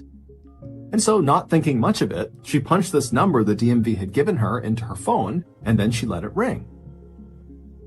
A few moments later, much to Karen's shock, a woman from the Norman, Oklahoma District Attorney's Office picked up the phone and said, "How can I help you?" Karen immediately assumed that the DMV must have made a mistake, that maybe they were trying to give Karen some other number in Oklahoma because this was an Oklahoma problem, and they had mistakenly given her the number to the DA's office. But since she had this woman on the phone, Karen told her, hey, I was just trying to get a new license in Texas. They told me there was some sort of issue. It had to do with me potentially living in Oklahoma. I don't know what it is, but this is the number they gave me. So I'm sure it's a mistake, but that's why I'm calling. The woman from the DA's office had no idea who Karen was, but after taking down Karen's information and looking on her computer, she discovered Karen's so-called Oklahoma problem. And after she explained to Karen what this enormous problem was, Karen literally couldn't believe it. But after this woman went over the details a few more times and really showed Karen that this Oklahoma problem was very, very real, suddenly everything in Karen's life made sense. For the last 22 years, Karen, who was incredibly smart and friendly and polite and never had a problem with anyone, had an incredibly hard time getting a job. Even jobs that she was extremely qualified for, she would get turned down for someone who was way less qualified. And then, in the rare times that Karen did actually get hired, she would always get fired for no reason. And so Karen never understood why she was being treated this way until now. It would turn out 22 years earlier, which is when Karen's hireability issues began, she lived in Norman, Oklahoma, which is where the DA's office was that she would end up calling 22 years later. And when she was living in Norman, she lived with a roommate. And this roommate was this nice young man who had a couple of young kids. And one weekend, he went to the local movie store called Movie Place, and he rented the hit 90s movie Sabrina the Teenage Witch to watch with his kids. And after he was done watching this movie, he didn't return the VHS tape of Sabrina the Teenage Witch back to Movie Place. Now, normally when this happened, the movie store would just hit the card holder with lots of late fees, which was actually great for the movie store. They made lots and lots of money on individual people that just forgot to return their movies. And if the card holder just continued to hold on to this delinquent movie, at some point the movie store would just hit them with a final fee that basically accounted for the total cost of the VHS tape that they had effectively stolen. And then at that point, the matter was resolved. The cardholder owned the VHS tape, whether they knew it or not, and the movie store simply moved on. But in this case, Movie Place in Norman, Oklahoma didn't think that was enough. And when Sabrina the Teenage Witch was not returned in a timely fashion, they pressed charges against the cardholder. And the cardholder was Karen Davis. The roommate had just borrowed her card. And somehow, these charges against Karen were never brought up to Karen. She was never contacted by anyone, and so for 22 years, she was technically a wanted felon. Meaning, every time one of her employers, either during the interview process or after she was hired, when they would run a criminal background check on her, it would pop up she was wanted for felony embezzlement. And so this was the reason she kept not getting jobs and kept getting fired from jobs. Since discovering these charges, Karen worked with the Norman, Oklahoma DA's office and got these charges dismissed.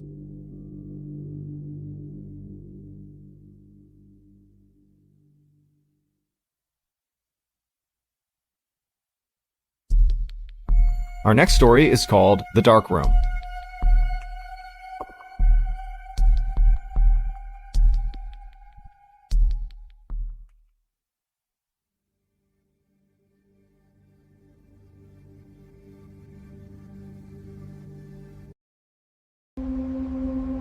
Next story. 68-year-old man named Dennis Antiporak stood at his kitchen counter in North Miami Beach, Florida, writing a note. And this note was for his wife and for his adult daughter, Laura, who lived with them. And all he was doing was letting them know that he was going to be stepping out, but he'd be back in a couple of hours. Now, for Dennis, it actually was not that unusual for him to go out this late at night. This was kind of routine. He would often leave the condo where they lived, and he would go down the street to this diner called Denny's, which is a big chain in America. And he would hang out there with his friends, stay there for a couple of hours, and then he'd come back home. And tonight was going to be no different. His plan, as he said in this letter, was to go to Denny's. However, there was one stop he wanted to make before he headed out to Denny's, and he made that clear in his note. He basically provided his loved ones with his evening itinerary. So after finishing the note, Dennis left it on the counter, he grabbed his things, and then he walked out the front door of the condo. Several hours later, around 2 a.m., Dennis's daughter, Laura, paced around the living room of the family's condo with her cell phone to her ear. So she and her mother had gotten home around 10, so an hour after Dennis had left, and they had found Dennis's note on the kitchen island. But now, it was getting really late, and from the note, it seemed an awful lot like he would have been back by now. And so now Laura was trying to call her dad to figure out what was going on. However, every time Laura dialed her dad's number, it just went straight to voicemail. And so again, now that it's like 2 a.m. and she's starting to worry about her dad, she knew that he had gone to Denny's, the diner down the road, and so she looked up the number for that restaurant. It was open 24/7. And she called the Denny's. However, when a worker at Denny's answered the phone and Laura asked them, hey, is my dad there? Because by this point they would know him. He went there all the time.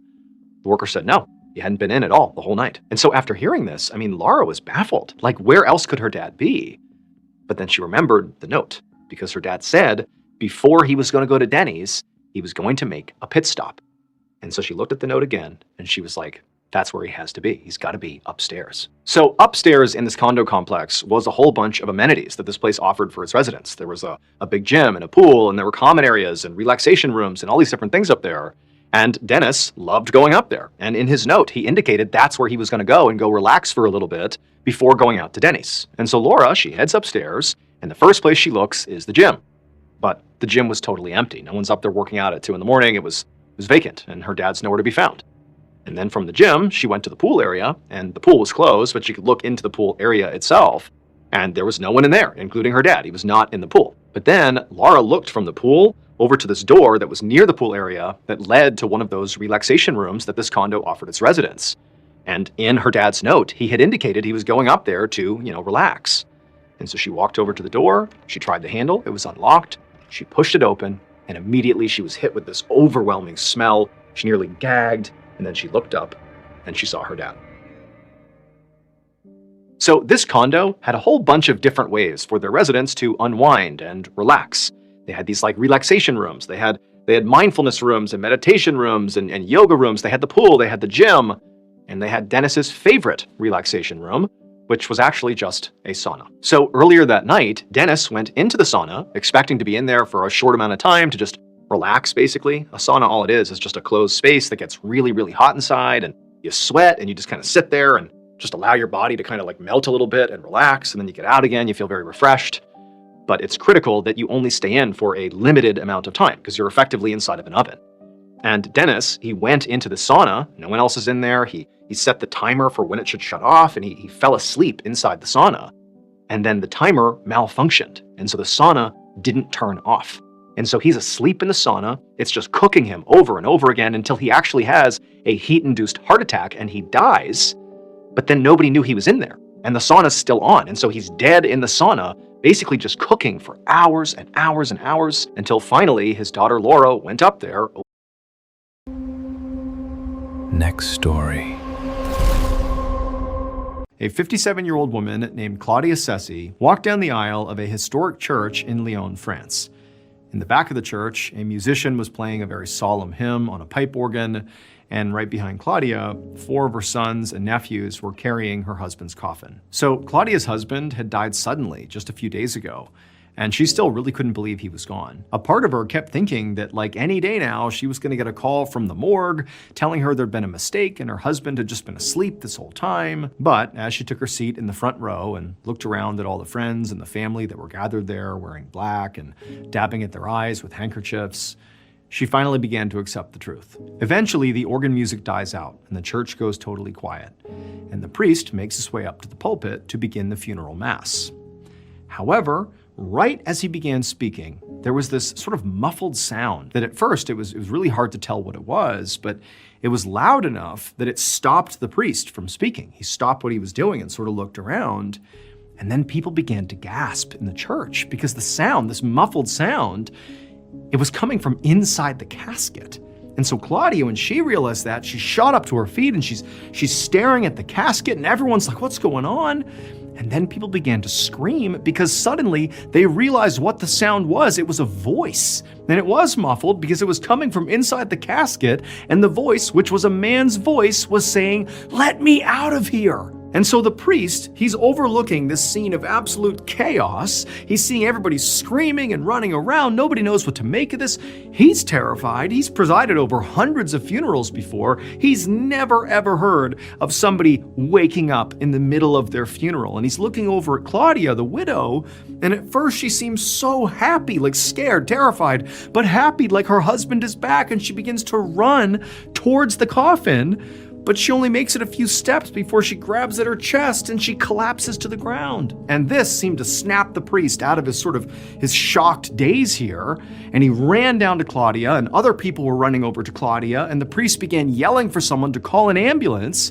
And then he rushed over to the coffin, expecting to find that Claudia's husband was somehow still alive, and he was going to open it up and free him. But when he opened up the coffin, the husband was obviously dead. There's no way he just yelled, "Let me out of here." Not possible. He was definitely dead. So at first, this was just a terrifying scandal that was sort of localized. But after police investigated and figured out what actually happened inside of that church, this story blew up and ricocheted all around the world. Because truly, it is unbelievable what happened inside of the church on that day. It would turn out there was a man in attendance that day at the funeral who was both one of Claudia's husband's friends, so he was there, grieving the loss of his friend, and he was also a ventriloquist, somebody who's able to throw their voice. And he thought it would cheer everyone up if he threw his voice and made it sound like the dead man, his buddy, was crying, let me out of here from inside the coffin. It was meant to lighten the mood.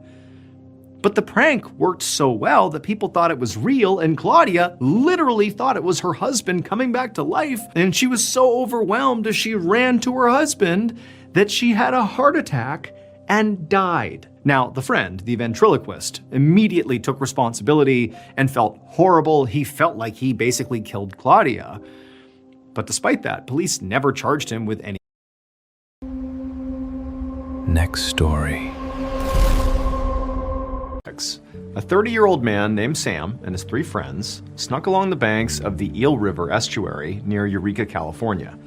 And when they found a good spot to fish from, they put down all their fishing gear and opened up their tackle boxes. All 4 of them pulled out these special glow-in-the-dark lures, and they tried to stay as quiet as possible as they attached these lures to their fishing rods and then slowly waded out into the water. So Sam and his friends had to be really quiet and very careful as they did this, because what they were about to do was actually illegal. Now, they were going there to fish for salmon, which that in and of itself was not illegal.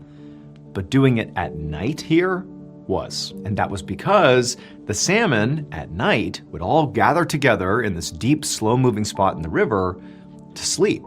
And so they were like extremely easy prey. You could practically just walk out and hit them over the head, and there you go, you got a salmon. And so on the one hand, it was sort of unethical. It's not really fishing anymore. It's just like smashing a fish in a barrel, basically. But more than that, it was very easy to overfish the salmon in this river if there wasn't rules protecting them at night. Additionally, those glow-in-the-dark lures that Sam and his buddies were using were also illegal because the salmon were really attracted to the lures, which again just contributed to even more overfishing. And also, keep in mind, a glow-in-the-dark lure could only really be used at night. And so again, it's sort of like, you can't fish at night and you definitely can't use these lures. That's like a big no-no.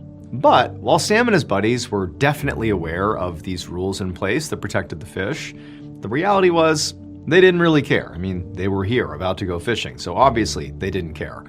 And the reason for that is they made a lot of money by catching a lot of these fish at night and then selling them illegally.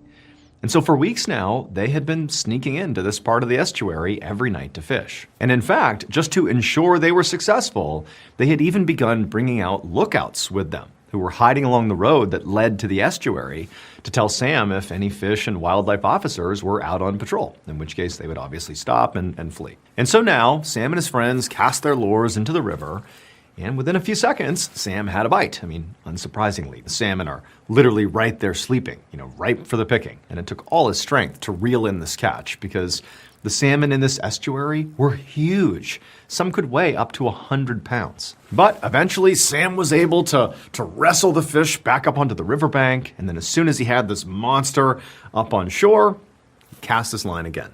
About an hour later, Sam and his friends had caught so many fish that Sam wasn't even sure how they would carry all of them back to the truck. So he decided it was probably about time to call it a night. So, just for good measure, he cast his lure one more time into the water, and like always, he got a bite right away. But this time, when he began reeling it in, there was way more drag on his lure than he had ever felt before, even with some of the biggest fish he had ever caught. I mean, this was like a monster. And so Sam, he could barely turn his reel, like he could barely get this thing to move in the water. Then he's thinking, I have caught, for sure, the biggest salmon I've ever caught in my life. Like, this is incredible. And so he calls out to his buddies to get a net ready, come over here, get ready to catch this thing, it's huge. And his buddies are all excited, they got their nets ready, and he's reeling, and they can hear the sound of the water splashing. They can barely see, it's dark, but they know the fish is fighting like mad, and he's pulling, and finally, he gives one more heave, and he gets this fish up and out of the water, and all his buddies, they're all looking to see what he caught, and when they see what it was, Sam, after freezing, in terror for a second, he turns to his friends and just screams, "Run!" It would turn out Sam had not caught a gigantic salmon. In fact, he hadn't even caught a fish at all. What he really caught was a game warden with the United States Fish and Wildlife Service. Warden Terry Grosh, he knew that poachers were illegally fishing salmon at night along the estuary.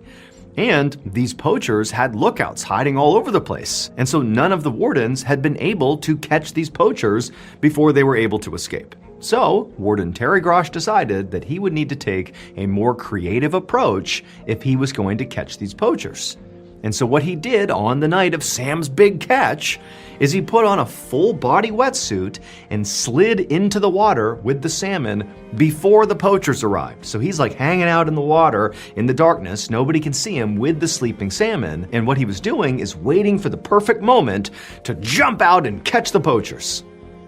But what ended up happening is the poachers actually caught Terry. But after Sam had reeled the warden out of the water, even though he yelled for his buddies to run, Terry Grosh just pulled down his hood and he's like, yeah, you're all under arrest. Once word got around that Terry had literally been in the water with the salmon to protect them, very quickly, poaching stopped at the Eel River estuary, at least for quite a while. And in fact, the stunt by Terry was so successful that it inspired a few other game wardens along the west coast of the United States to also get in the water.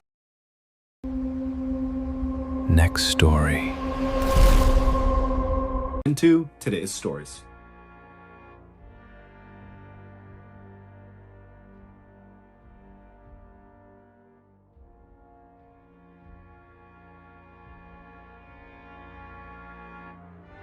One morning in early June of 2011, in the Russian city of Kazan, a 49-year-old Russian woman named Fagiliu Mukametsanov woke up feeling nauseous. Fagiliu had recently had some health problems, and her doctors had told her that she really needed to take it easy, don't do anything that really stressed her out or made her mad, basically just relax. And so, on that morning, this is exactly what Fagiliu decided to do. Instead of pushing through her nausea to go to work anyways that day, she decided she would call out from work and stay home and have some tea and try to just feel better. But a little while later, when Fagiliu was in the kitchen making tea, her husband, Fagili, he came in and asked her how she was doing, and she said, you know what, I actually feel worse. My nausea has gotten worse, my chest hurts, and I'm starting to sweat.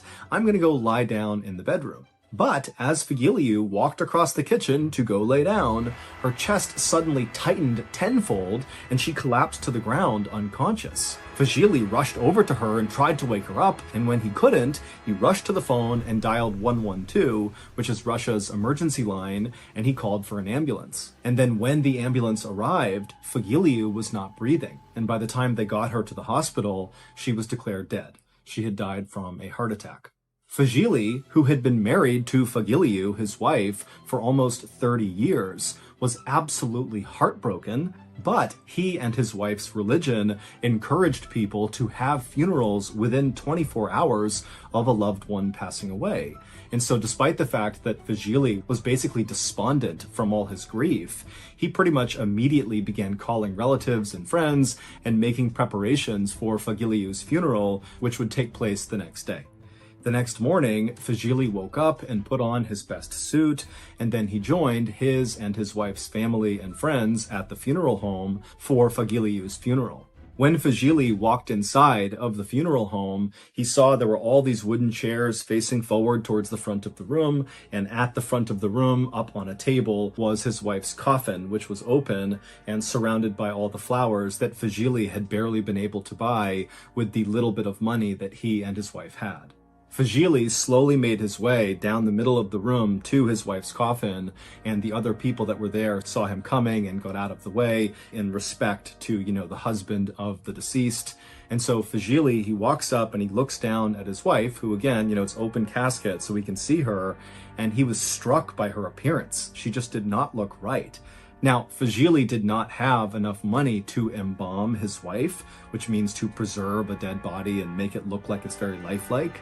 And so instead, the people who worked in this funeral home had just applied heavy makeup to Fagiliu's face to try to make her appear more lifelike, but it really hadn't worked. To Fagili, it didn't even look like his wife. After all, Fagiliu never even wore makeup, and so to see her with heavy eyeliner and bright red lipstick was just totally bizarre. Behind Fagili was Fagili's family and Fagiliu's relatives all assembled in the first row, and they were beginning their prayers for the dead.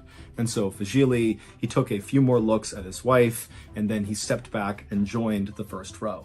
And so as Vagili was standing there holding his mother's and brother's hand, he closed his eyes and did his best to focus on the words of the prayer instead of on the grief he was feeling for his wife.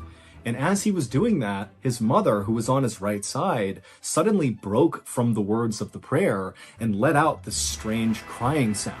And Vagili, he opened his eyes and looked over at his mother, expecting her to be collapsed on the ground from all the grief she was experiencing. But instead, he saw his mother was trembling and looking straight ahead. And so Vagili followed her gaze, and what he saw at the front of the room made Vagili want to faint. His wife, Fagiliu, was now sitting straight up in her coffin. She wasn't making a sound, but she was looking out at the crowd of people with her strange makeup on her face, just staring at them with wide eyes. And for a second, everybody in the funeral home noticed this and went totally quiet, and both Fagiliu and the mourners just stared at each other. And then Fagiliu began screaming, but at first it was like she couldn't make any sound, and it was this raspy, dry yell that was coming out of her mouth, but then it built and built until it was sort of like a bellow or a roar. And when this loud, deep, guttural sound began coming out of Fagiliu's mouth, the mourners in the room began screaming too, and suddenly it was absolute chaos inside of this building.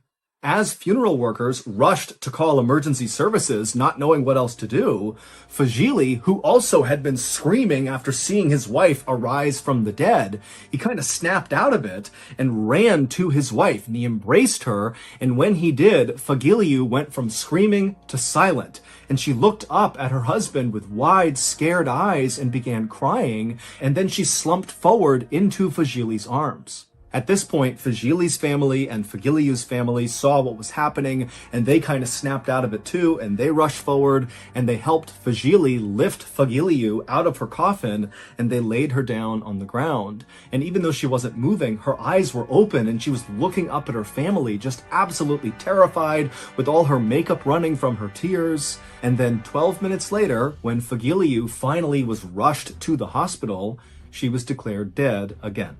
It would turn out that when Fagiliu collapsed on her kitchen floor, she really did have a heart attack, but it didn't kill her. She was just unconscious, and her breathing was very shallow, and she wasn't moving, and nobody noticed. And so when Fagiliu kind of came to and woke up inside of her coffin at her funeral, she likely was okay, all things considered. She was, healthy enough to be alive, but when she looked around the room and saw she was at her own funeral and sitting in her coffin, the stress of that moment had given her. Next story. He was 22 years old. He lived in Michigan. He was an avid outdoorsman. He liked to go deer hunting. He loved to catch trophy fish, and he loved his family. And routinely, after he moved out of the house, he would drive on the weekends the 5 miles north to his parents' house and would spend lots of time with his parents and his extended family. On June 11th, 2005, Todd was visiting his parents at their house. He was there for dinner, and after dinner, he went back to his house. He checked in with his roommate, who was actually his cousin, and then following that, he drove to a local bar to get a few drinks. At about 9:30 that night, he decides to leave the bar and walk to this big orchard where there was this huge annual keg party that he and his friends would go to. He leaves his car at the bar and he walks to this orchard, and it's perfect weather. All of his friends are there. He's having this great time, and he's there all the way until midnight. It was getting late. Todd felt tired, so he told a couple of his friends that he was going to head home. He was going to leave his car at the bar, and he was just going to walk back to his house. The area that this orchard was in was right near his home, and so he knew this area extremely well, and it was only about a mile south to walk to his house.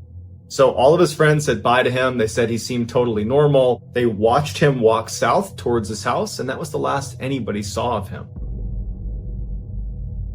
On his walk home, Todd would make 4 phone calls to friends and to family. And the last one he made was at about 12:45 in the morning, and it was to his friends, and he told them that he was in a field and he couldn't breathe. And they kept asking him, what are you talking about? And all they heard was very heavy breathing on the phone. They couldn't tell if it was his or if someone else had taken the phone and was now breathing into it. Then the phone cuts out, and they try calling him back, and there was no answer. They couldn't get in touch with him. The next day, when Todd did not show up at a family get-together, something he never would have missed unless he told them ahead of time, his family knew something was wrong. Plus, they had those strange phone calls the night before. They checked in with his friends. They said, yeah, we haven't heard from him. They went over to his house. He wasn't there. And so that's when they called the police. A massive search is kicked off involving canines and helicopters, and they're not finding anything. 3 weeks after Todd had gone missing, a couple was walking around this lake that was located north of the orchard where Todd was at that big keg party. And the wife looked out into the water and she said she thought she saw something bobbing. She couldn't tell what it was, but it was just this weird object that stood out to her. And she and her partner walked down to the edge of the lake and they looked out. And at first she thought it was a person who was swimming, just kind of bobbing up and down because their body position was such that their shoulders and head were totally out of the water. And so it was a strange sight, and they knew that it didn't seem right. So they called the police. Police show up, and it turns out that this person was Todd Geib, and they were deceased. When searchers found out that it was Todd Geib in the lake, their reaction was, no way. We have witnesses saying he was walking south after he left the keg party. Why is he in a lake way to the north of the keg party? It's in the complete opposite direction. Also, investigators were baffled at his body position because if he was a drowning victim, you would expect him to be face down in the water, as most drowning victims are. But for him to be upright, shoulders out of the water, it doesn't make any sense unless there's ice in the water to kind of prop him up. And there wasn't any ice in the water.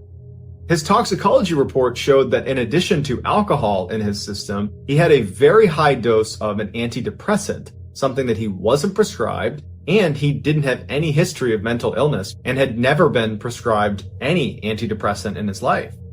His body was pristine. It did not have any of the hallmarks, the bloating you would expect from being in water for 21 days. In fact, it was concluded that it was impossible for his body to have been in the water for all 21 days that he had been missing.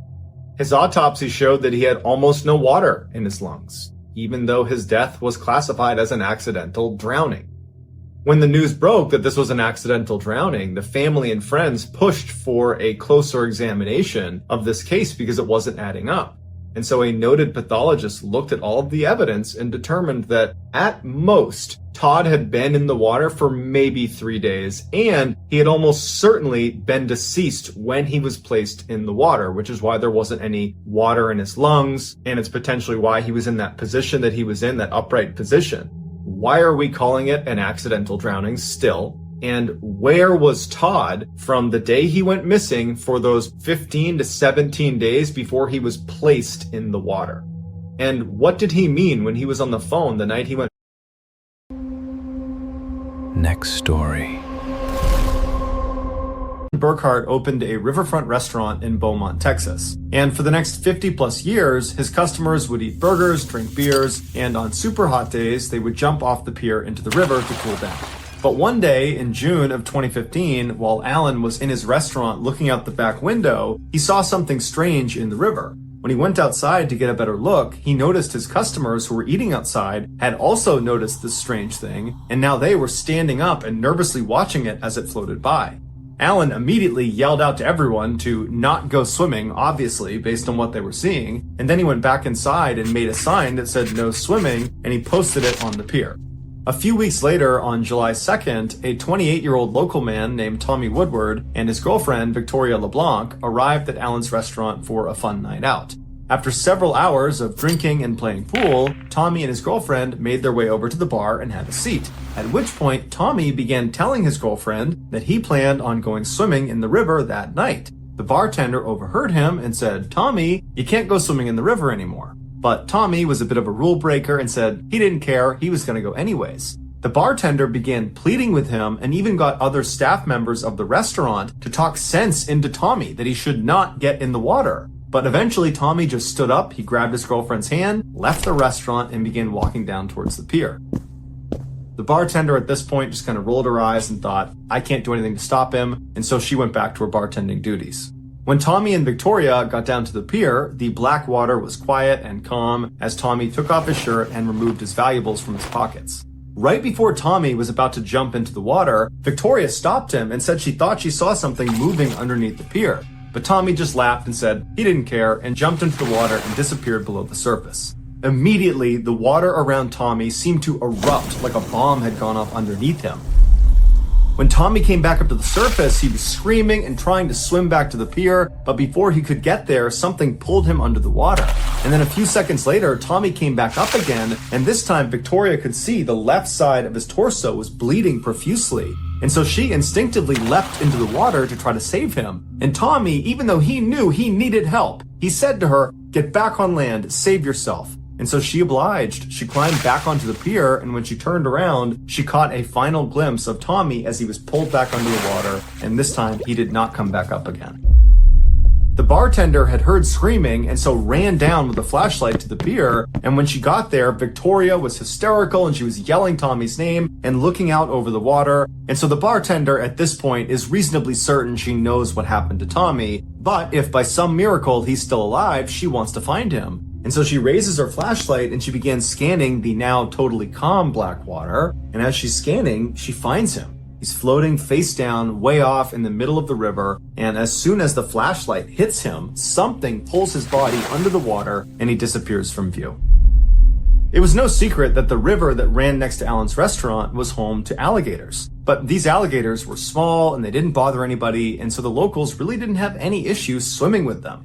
In fact, they had nicknamed two of the alligators that were seen the most often. They named them Cheeto and Marshmallow. But on that day in June of 2015, when Alan and the other guests saw this thing out in the river, what they were seeing was a monster alligator, the likes of which they had never seen before in this river. It was at least 11 feet long and over 400 pounds, and that summer it decided to make the underside of Alan's pier its home. And so that night, when Tommy leapt into the water, it was this monster alligator's feeding time, and so Tommy became its dinner. About 2 hours after Tommy was attacked, what was left of him was recovered from the river. Tommy became the first. Next story. In the early evening hours of December 24th, 2011, so Christmas Eve, 26-year-old Zazel Preston sat on her bed in her little apartment in Anaheim, California, and wrapped Christmas gifts for her children. Laying next to her was her newest addition to the family, her third child, a 7-week-old little boy. This Christmas was a big deal for Zazel. It was also a big deal for her husband, 30-year-old William Wallace, not only because it was going to be the first Christmas with their new son, but also because this was the first Christmas after Zazel and William had reconciled their relationship. They had been married for the past 3 years, but over those 3 years, their relationship had been very unhealthy and toxic and at times abusive.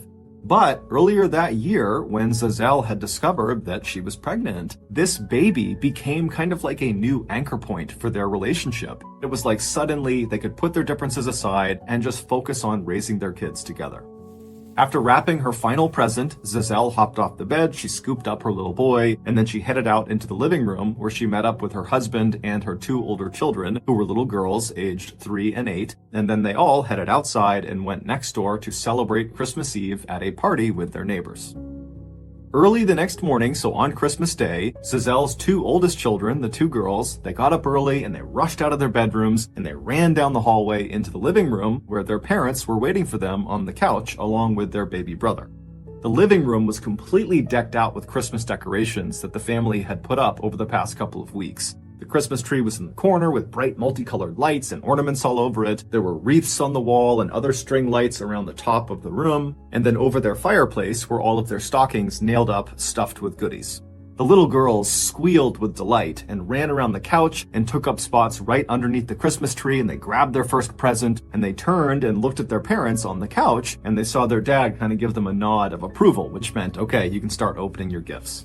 And so the girls happily began tearing into the festive wrapping, and then after each of them had their brand new toy in hand, they turned around reflexively to show their parents. And so William, he sees the toys and he says, "Oh, they're so great, guys." And then when the girls, they look at their mother and they show her the toys, she doesn't even react. She completely ignores them.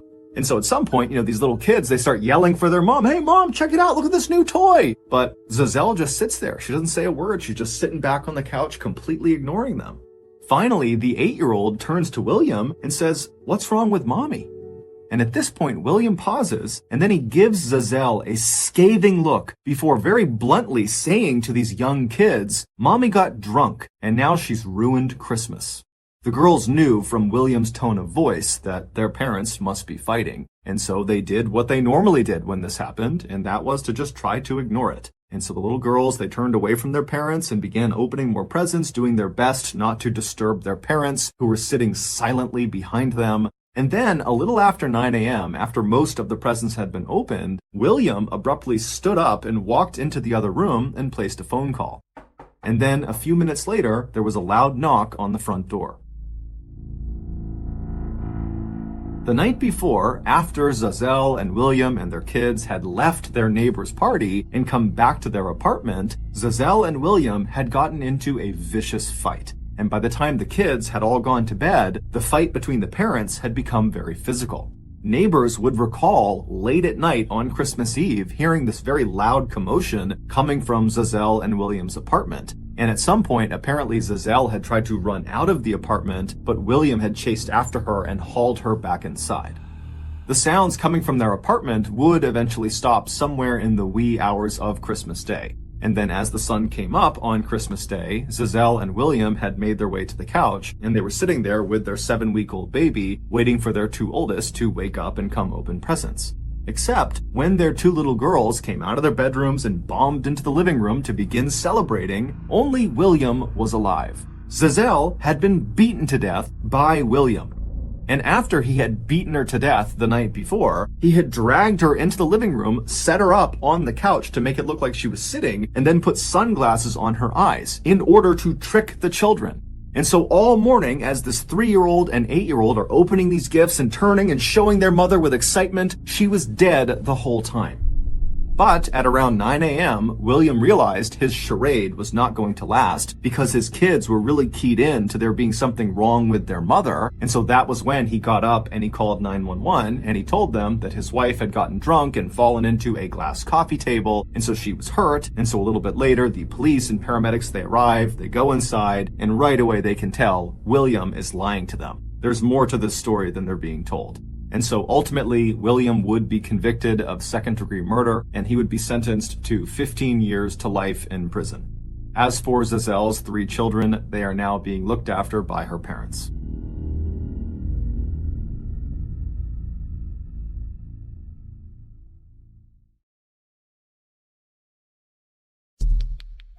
Our next story is called